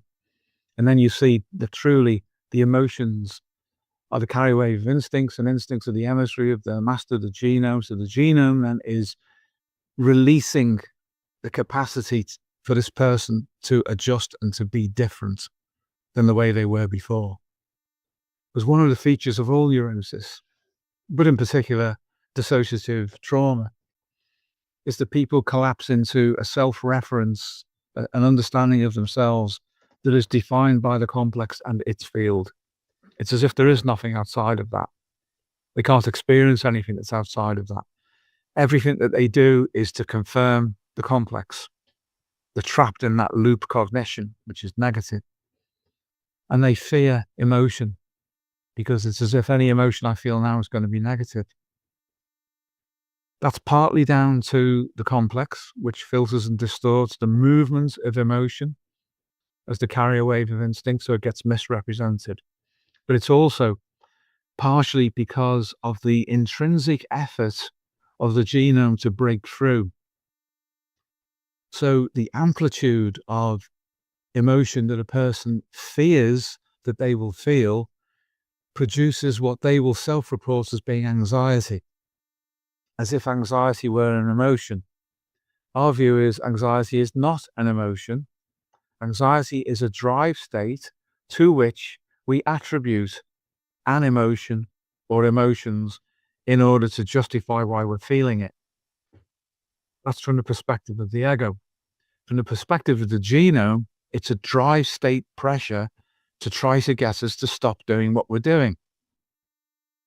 Because we can't talk directly with the genome and have a dialectical conversation. We can have a dialectic, but we can't have a verbally constructed, so-called rational ego style or interpersonal style communication with the genome. That's not how it works.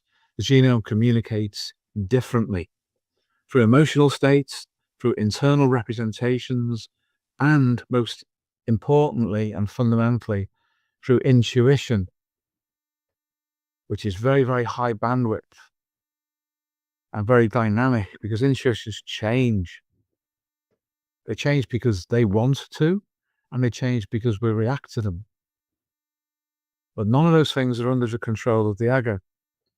Internal spontaneous representations are not there because the ego wants them to be there or has created them. Internally generated spontaneous emotions are not there because the ego wants to have them. Intuition, likewise, is not there because the ego creates it. In all of those cases, the ego receives, but the interpretation is what turns it into something which is unpleasant or something which heals them. And from the perspective of the complex, in order for the complex to survive, the ego must always interpret emotion as anxiety, because that protects the complex. So when we use dissociation, we move people into a state where they don't feel anxiety. They feel something completely different. And the complex has no access to that state, because as I said earlier, it must maintain the state that supports itself. That generates an immediate separation. So the more profound we can make the experience of dissociation from the complex, then the sooner the ego will regain its autonomy and its capacity to communicate with itself so deeply, it's right down at the level of genome expression and the fields of the genome, such as the Sheldrakean and the Platonic.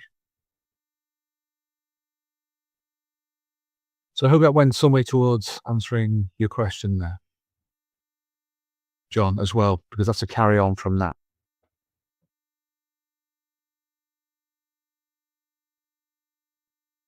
You okay with that? Yes, thank you. Thank you. Okay, moving on. This is the most important thing for us to understand. It's less important for the people that we work with to understand at this level, but this is actually quite a simple level.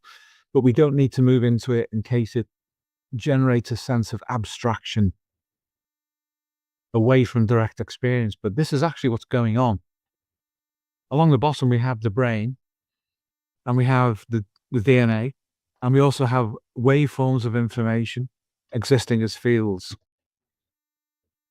Now, what we are stating here is that the configuration of a complex is in all of those states simultaneously.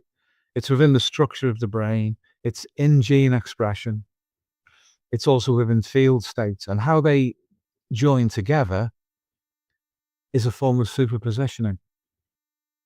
But the healing factors are beyond that, and in this image they are in the middle layer and the upper layer. The middle layer represents the ancestral psyche and meta-instincts, and their capacity to heal and to adapt, and specifically to adapt to the genome and its anticipations for our lifespan development. But above that, we have the Platonic, that which is upstream even of biology and of the ancestral psyche. And yet, those two are never not there. They're always there. They're always there with the brain. They're always there with our DNA. They're always there with the various informational fields. That's what we mean by superpositioning. But the problem with a complex for the ego is that the complex filters, distorts, actively represses access to both meta-instincts and the Platonic field, which causes the ego to collapse around the complex and identify with it. But the healing is ultimately to be found by accessing meta-instincts and the Platonic. And when we know that these superposition factors are always present, then we realize that it's actually quite simple how to move consciousness, ego consciousness, out from a collapse into itself and into openness to receiving these healing dynamics. So we're moving on again. Here we have the deep structure complexes that I mentioned earlier and said that we would get to. So we have our young soldier who's working on himself. And then there's a strap of terms: affect, instinct, meta-instinct, and genome, which shows the progression left to right that we must follow. That's also the progression that we normally receive. Gene expression generates its own dreams, meta-instincts, which coalesce into drive states, which are Panksepian instincts, which then become emotions, and then we become cognitively conscious of them. That's at that level. But beyond the ordinary field of complexes, we have deep structure complexes. In this image, that's the rather spectral looking fellow with the long hair and beard. And such a figure can become the portal to accessing meta-instincts as a deliberate act of consciousness, whereas normally meta-instincts either present themselves because they're not inhibited, or we experience them as transitory and transcendental states.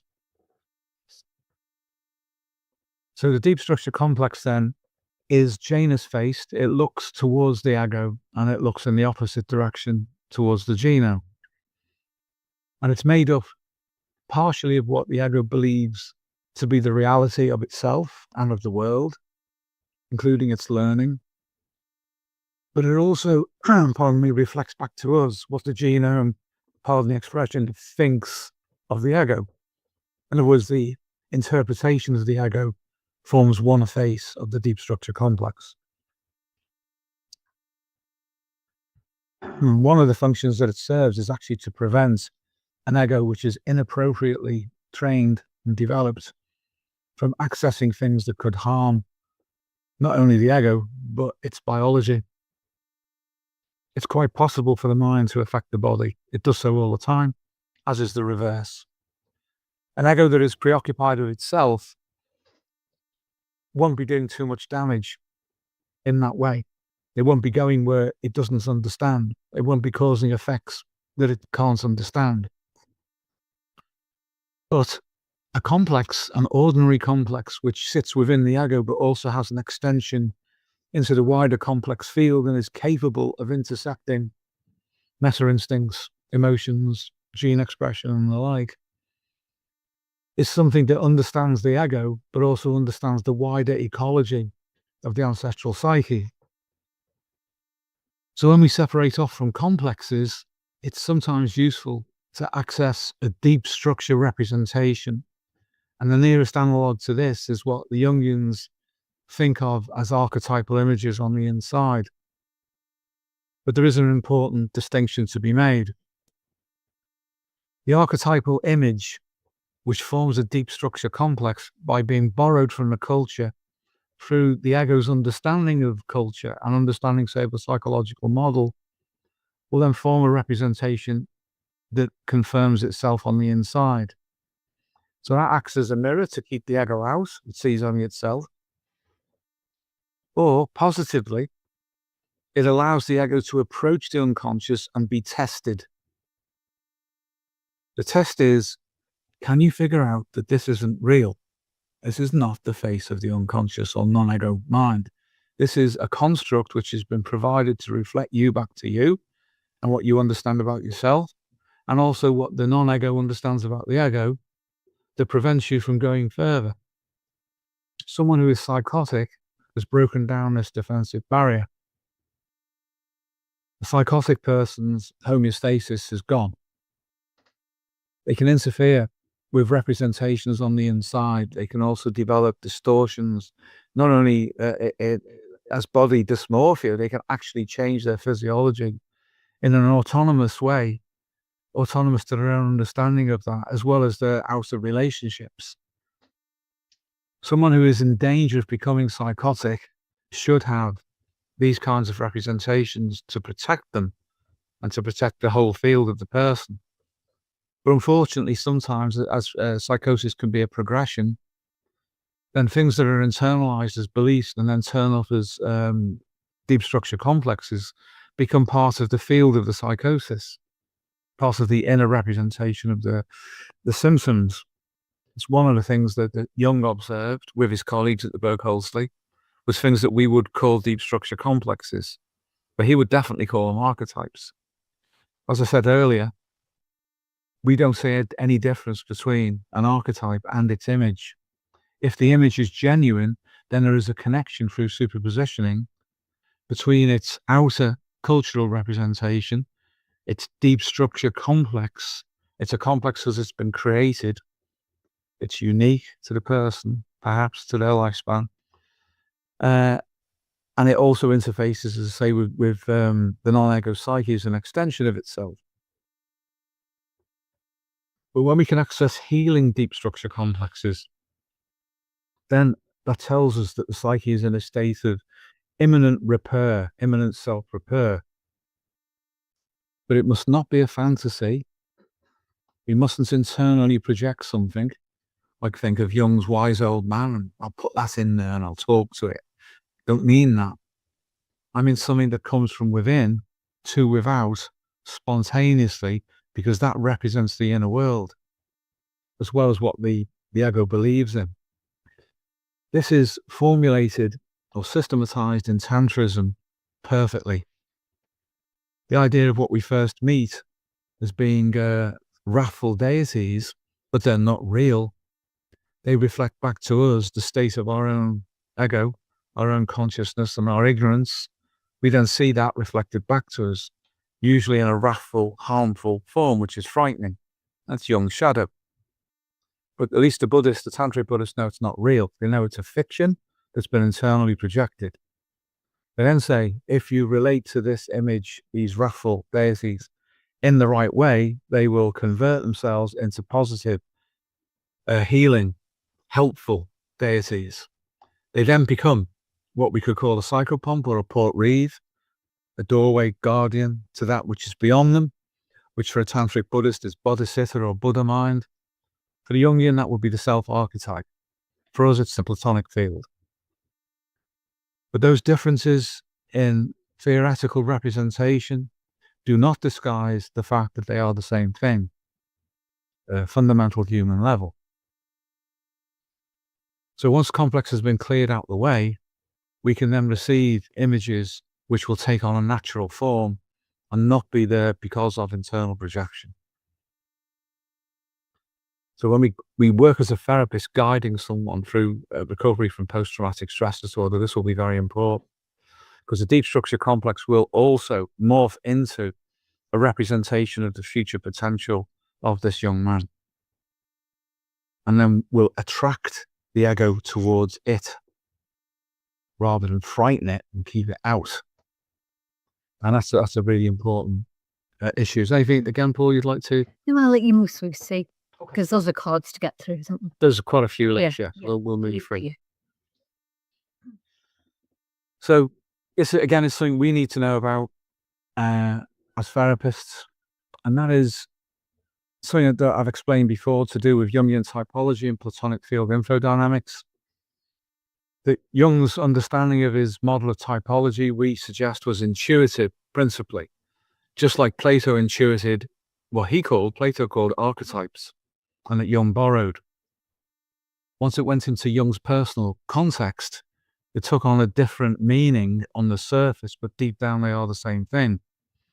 And what we're saying here is that Jung's model of typology maps directly on to the evolution of the brain and meta-qualia of representation that are real. And that's why Jung could make the intuitive representation that he did, that seems to explain something accurately enough to be real. Now, we need to know what that is. In other words, what the meta-qualia of consciousness are. Our patients and our clients do not need to know that. They may already be informed about Jung, and Jungian typology, in which case we can utilize that. But we need to know what that actually is, beyond only a subjective intuition that Jung had. We need to know how powerful they are at organizing experience, and that the most dominant one of all is intuition, which exists in two states: personal subjective intuition and meta-intuition. Intuition is the bandwidth of the Platonic field itself when it's in its meta state, and that then collapses into personal intuition. And from there, it can move into representation that appears to a Jungian to be thinking or feeling, sensing, or what they think of as being intuition, and then extroversion and introversion. And what we say, it's all of those things at the same time. It's just a case of how conscious we are and what collapse, what configuration it takes. Jungians say, for example, thinking and feeling cannot exist at the same time. We say it does, and manifestly it does. And if you're in communication with someone, it's obvious. In a single sentence, they will move from cognition in analytical thinking terms to a cognition which is feeling-based as Jung understood it. But he said that couldn't happen. They were opposites. And he was determined to separate opposites in that regard. Intuition and sensing occur at the same time because intuition can become sensing. Intuition can become feeling or thinking. Intuition can be extroverted or introverted. It can move through any of those states, and they are all there at the same time. And children exhibit this. They don't differentiate out into a Jungian type in a clear way that the Myers-Briggs personality test would discriminate. Children can be engaged in the reality of the world and superimpose on that an intuitive understanding of the imagination that is latent within them. So they can think and feel simultaneously. They can experience the sensory, external sensing of what's really happening, and then an internal model provided by intuition which takes them beyond the immediate moment simultaneously. So the Meta-Qualia are superpositioned, and they are always present. But in a state of neurosis, you get a collapse. And many of the Myers-Briggs personality configurations are actually descriptions of neurosis, not adaptation. When you hear, for example, Myers-Briggs people say, oh, Jung was either an INTJ or an INTP, then when I hear this, if I'm in a conversation with a Jungian, I'll say to them, then he never individuated, did he? If he individuated, he was none of those types, but he had access to all of them. You can't be an INTP or an INTJ and individuate. That's a collapse. That's a collapse of the field of awareness into specific meta-qualia that become habitual. And the Myers-Briggs describes, for example, with an INTP, what an INTP is not, according to them, which they call ESFJ. So that means there is a polar opposite for the Jungians, which an INTP doesn't have. So what they do is then perform some kind of alchemical wizardry and suggest that, well, you can work on that through your anima or your shadow. No, what you should do is simply open yourself up to the potential field of meta-qualia experience and representation. And you don't need any of these abstract constructs to get in the way and hold you back and maintain opposition, which is a neurotic division and split in what we understand of the world. So if we work with someone who understands Jungian typology, say who's gone through a trauma, then we need not to be heavy on the theory, but move them into experiences which naturally contradict and correct for the collapsed state of Jungian typology, typically as it's expressed through the Myers-Briggs. So moving on from that, just briefly, we have this one as well, which describes the Meta-Qualia of Consciousness, and we use the Latin terminology for it. But they are all there, always present, always working, but the ego does not use them equally. And when it habituates itself by collapse, then we get a differentiated Jungian type, and that is neurotic and maladapted.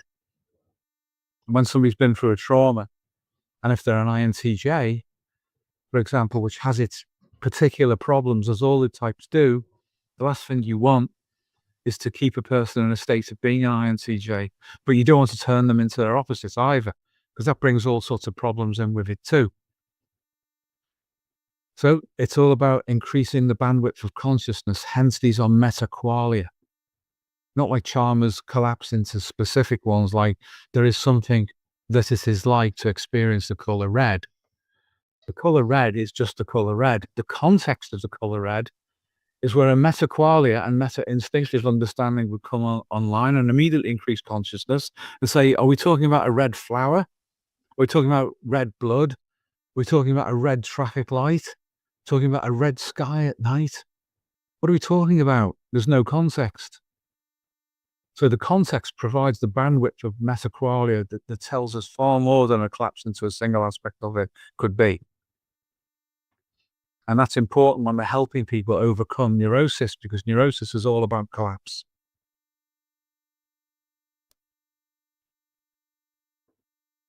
This then is the next stage, which is called Anamnesis. That is basically come about through medicine, but it also comes from Plato.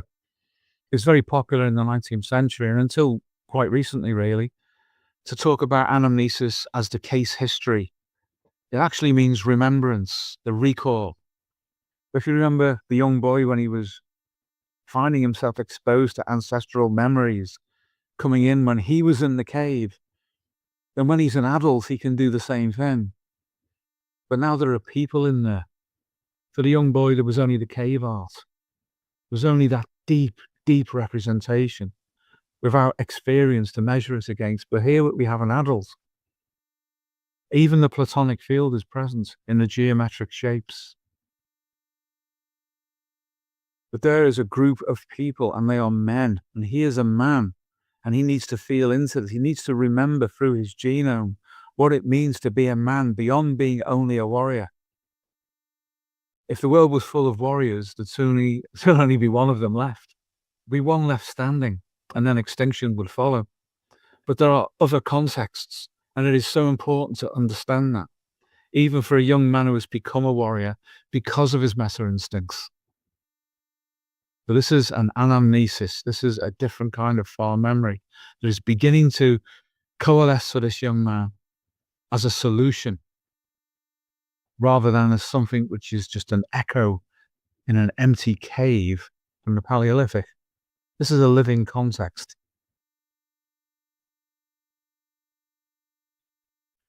Now we have Anabasis. This comes from Xenophon, the Greek. He's an Athenian general, a mercenary leader who was helping a particular king in the Persian Empire to put down a rebellion, and he had 10,000 soldiers with him. But because of the way things were going, which wasn't very good for his sponsor, he had to leave, he had to go, he had to return. That's what an Anabasis means. It means the journey of return. And what we have here then is something emerging in the background. The non-ego of this young soldier is producing a representation of an alternative life that he can have, minus the identification with the trauma. Both Plato and Darwin are welcoming this move because it suits both of them. The approach of the newly adapted, newly distilled out from the ancestral psyche version of the ego is reaching out to the traumatized version of himself. This is the journey back. This is the opposite to Katabasis, which is the collapse. The stage of recovery then is where the traumatized version of the ego goes back. I mean, I know it's going into a tunnel of light. That could also be the trunk of the tree of life. And here we have Plato and Darwin pointing to the outside world, and this is the way to go. This is the future.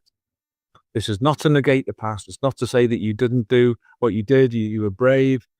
You stood up to the challenge posed by your ancestors. You suffered. Now it's time to move on.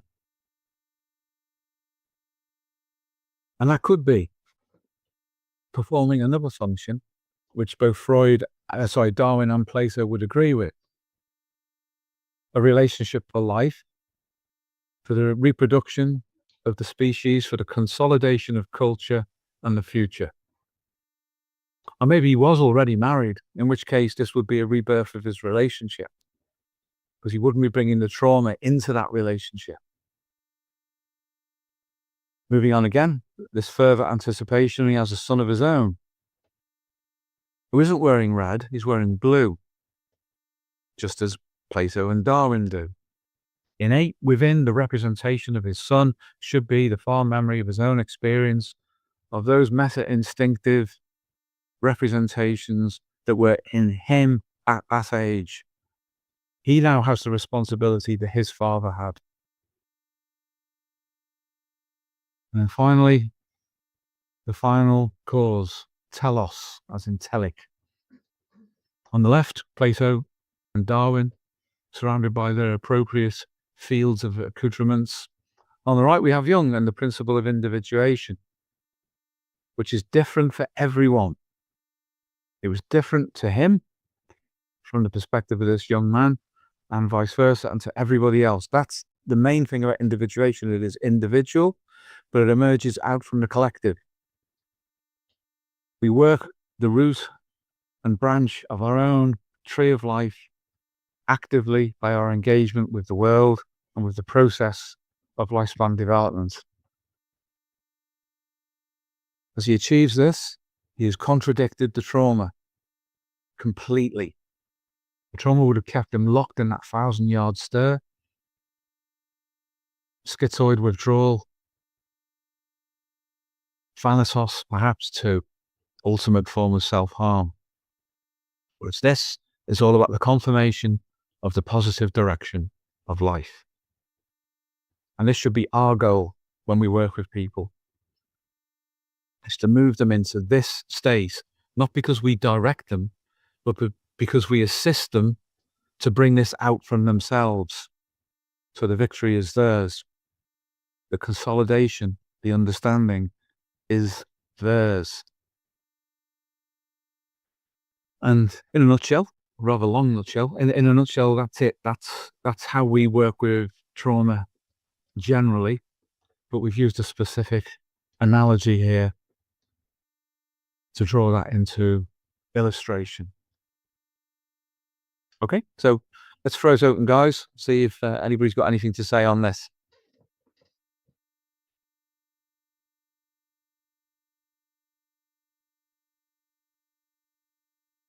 I appreciate it's been a lot.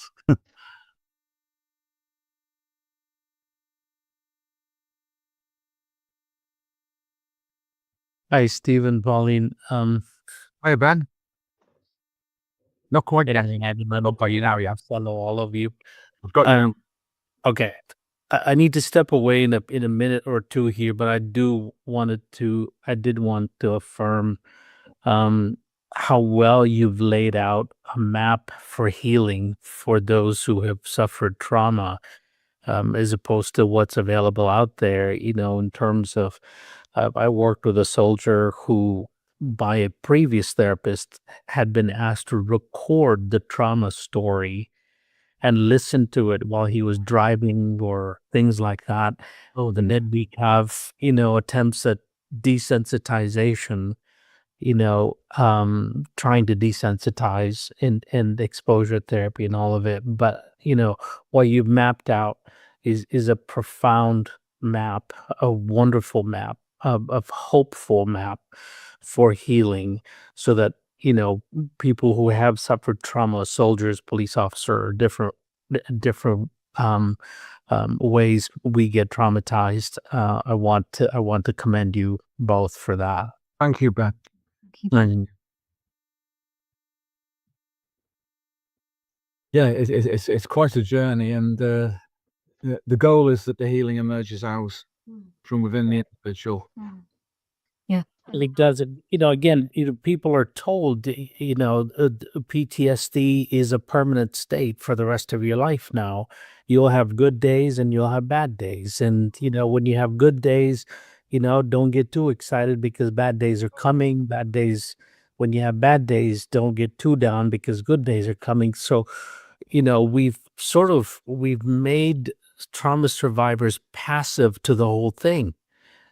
Which contradicts what we were saying at the beginning of today's seminar, the passivity. And so you're along for the ride with PTSD.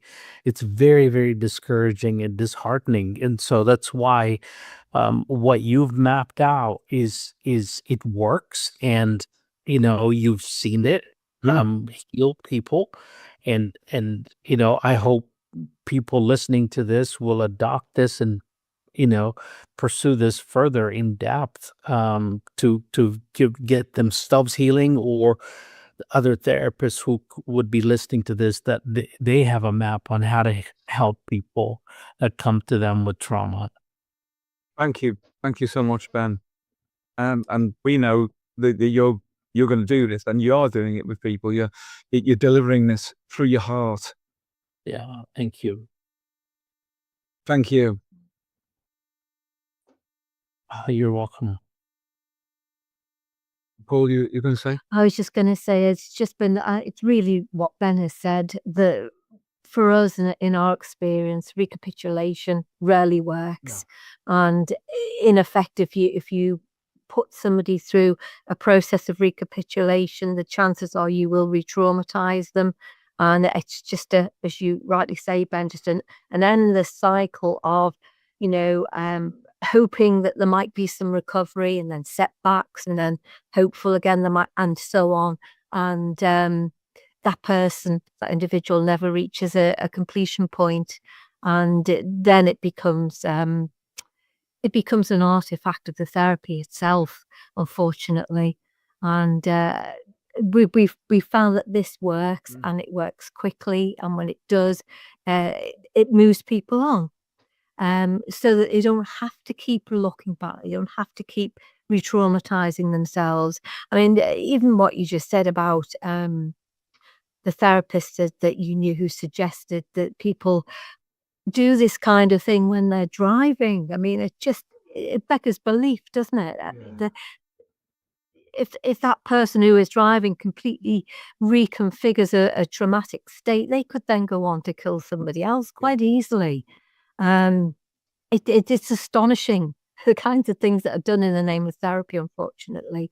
But I mean, thank you so much for your comments. You are a working therapist out there. You know what it's like. You work with some very difficult cases yourself, and you are pressure testing some of these methods yourself.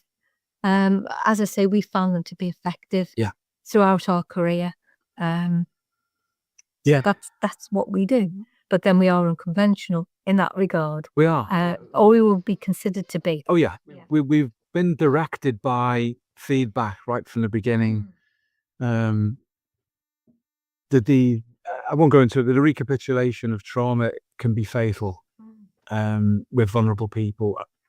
I know you know that through the scientific measurements that occur when you do this, specifically through respiratory psychophysiology, so we know the dangers. And when they were pointed out to us, and we could see them on an ECG machine, as well as on a capnograph, that the silent cardiac ischemia was occurring simply because a mild negative emotion was recorded. And we saw this in Charing Cross Hospital in 1988. And knowing that demanded of us that we find a better way. And the better way, and they used hypnosis at Charing Cross, but unfortunately it was direct and authoritarian, whereas ours never was. That was the ground state. We should cause no harm, no further harm, but that doesn't mean that we're inactive or we just do reflective counseling. We're very active, but minus the harm, and having the faith in homeostasis, which George Engel put in us, and so did Peter Nixon. Those two particularly were saying that is the goal, is to restore health from within to without. That was massively important and has guided our life ever since. But this basically is from trauma to individuation. And it's possible to do that without being stuck. And I say thank you for sharing that, because it is the common experience we know. But to have that reminder gifted in that way as we bring this seminar to an end is to show what the alternative is to doing something like this, which is humanistic. It's awful. It's awful to do that, to re-traumatize. But that is the academic gold standard of people who shouldn't be allowed near anyone who's suffered. It's terrible, but we do our bit, and you and the other guys who are with us, they all do their bit. You've been doing this for over 25 years, which is a great amount of experience, and we know your heart. You're a good man. So what you communicate will be good because of that, because of the fundamentals of your nature, and that is so important. There can be no manualized, following a manual form of psychotherapy. We just can't. That's anti-relational. Yeah. You have to start with the character and the personality of an individual and how good their heart is. You have a good heart. There's no question of that. We know that, and we know that you know that. Thank you. Thank you. I mean, thank you for this. This is such a gift, in being able to have language for a process, and it's not a theoretically heavy, but this is very functional in the sense that it's very practical. It's doable, and it does bring forth healing, and people need not suffer, under these miserable suggestions of, oh, you'll have good days and bad days. What's there to look forward to if we don't have the final cause, the telos of being able to individuate and heal and redeem? It's hopeful. My goodness, I hope people get a hold of this and run with it. Thank you. Well, they will, Ben, and every life that you touch. Yeah. Which is a hell of a burden, I know. And I gladly give it to you. No, you don't need to be given it. You've got it within you. I know that. Appreciate that. Thank you. Thank you, Ben. Well, I have a patient in about 2 minutes, so if you don't mind. Of course, yeah. Wait, but thank you again. This is wonderful. Thank you, Ben. Blessings to you. Blessings to you as well. Thank you. Right, so would anybody else like to ask anything before we conclude for the day? We're okay. Thank you. I only wanted to tell you that it's been a good seminar. It's a very good video. I think that it's going to be great. Yeah. Thank you, Jon. Thank you, Jon. That's hugely appreciated. Thank you so much. Thank you for your time. And thank you to Mladen as well for his contributions. Yeah. No problem. I hope, Steve, that this can become a functional workflow for you, the PowerPoint presentations. I hope they work well. I'm sure they will. Well learning. I'm sure they will. Yeah. Thanks, guys. Thank you, guys. So for those of you who can make it, we'll see you Thursday and Sunday, of course, as usual. Thanks so much. And blessings to you all. Take care. See you soon.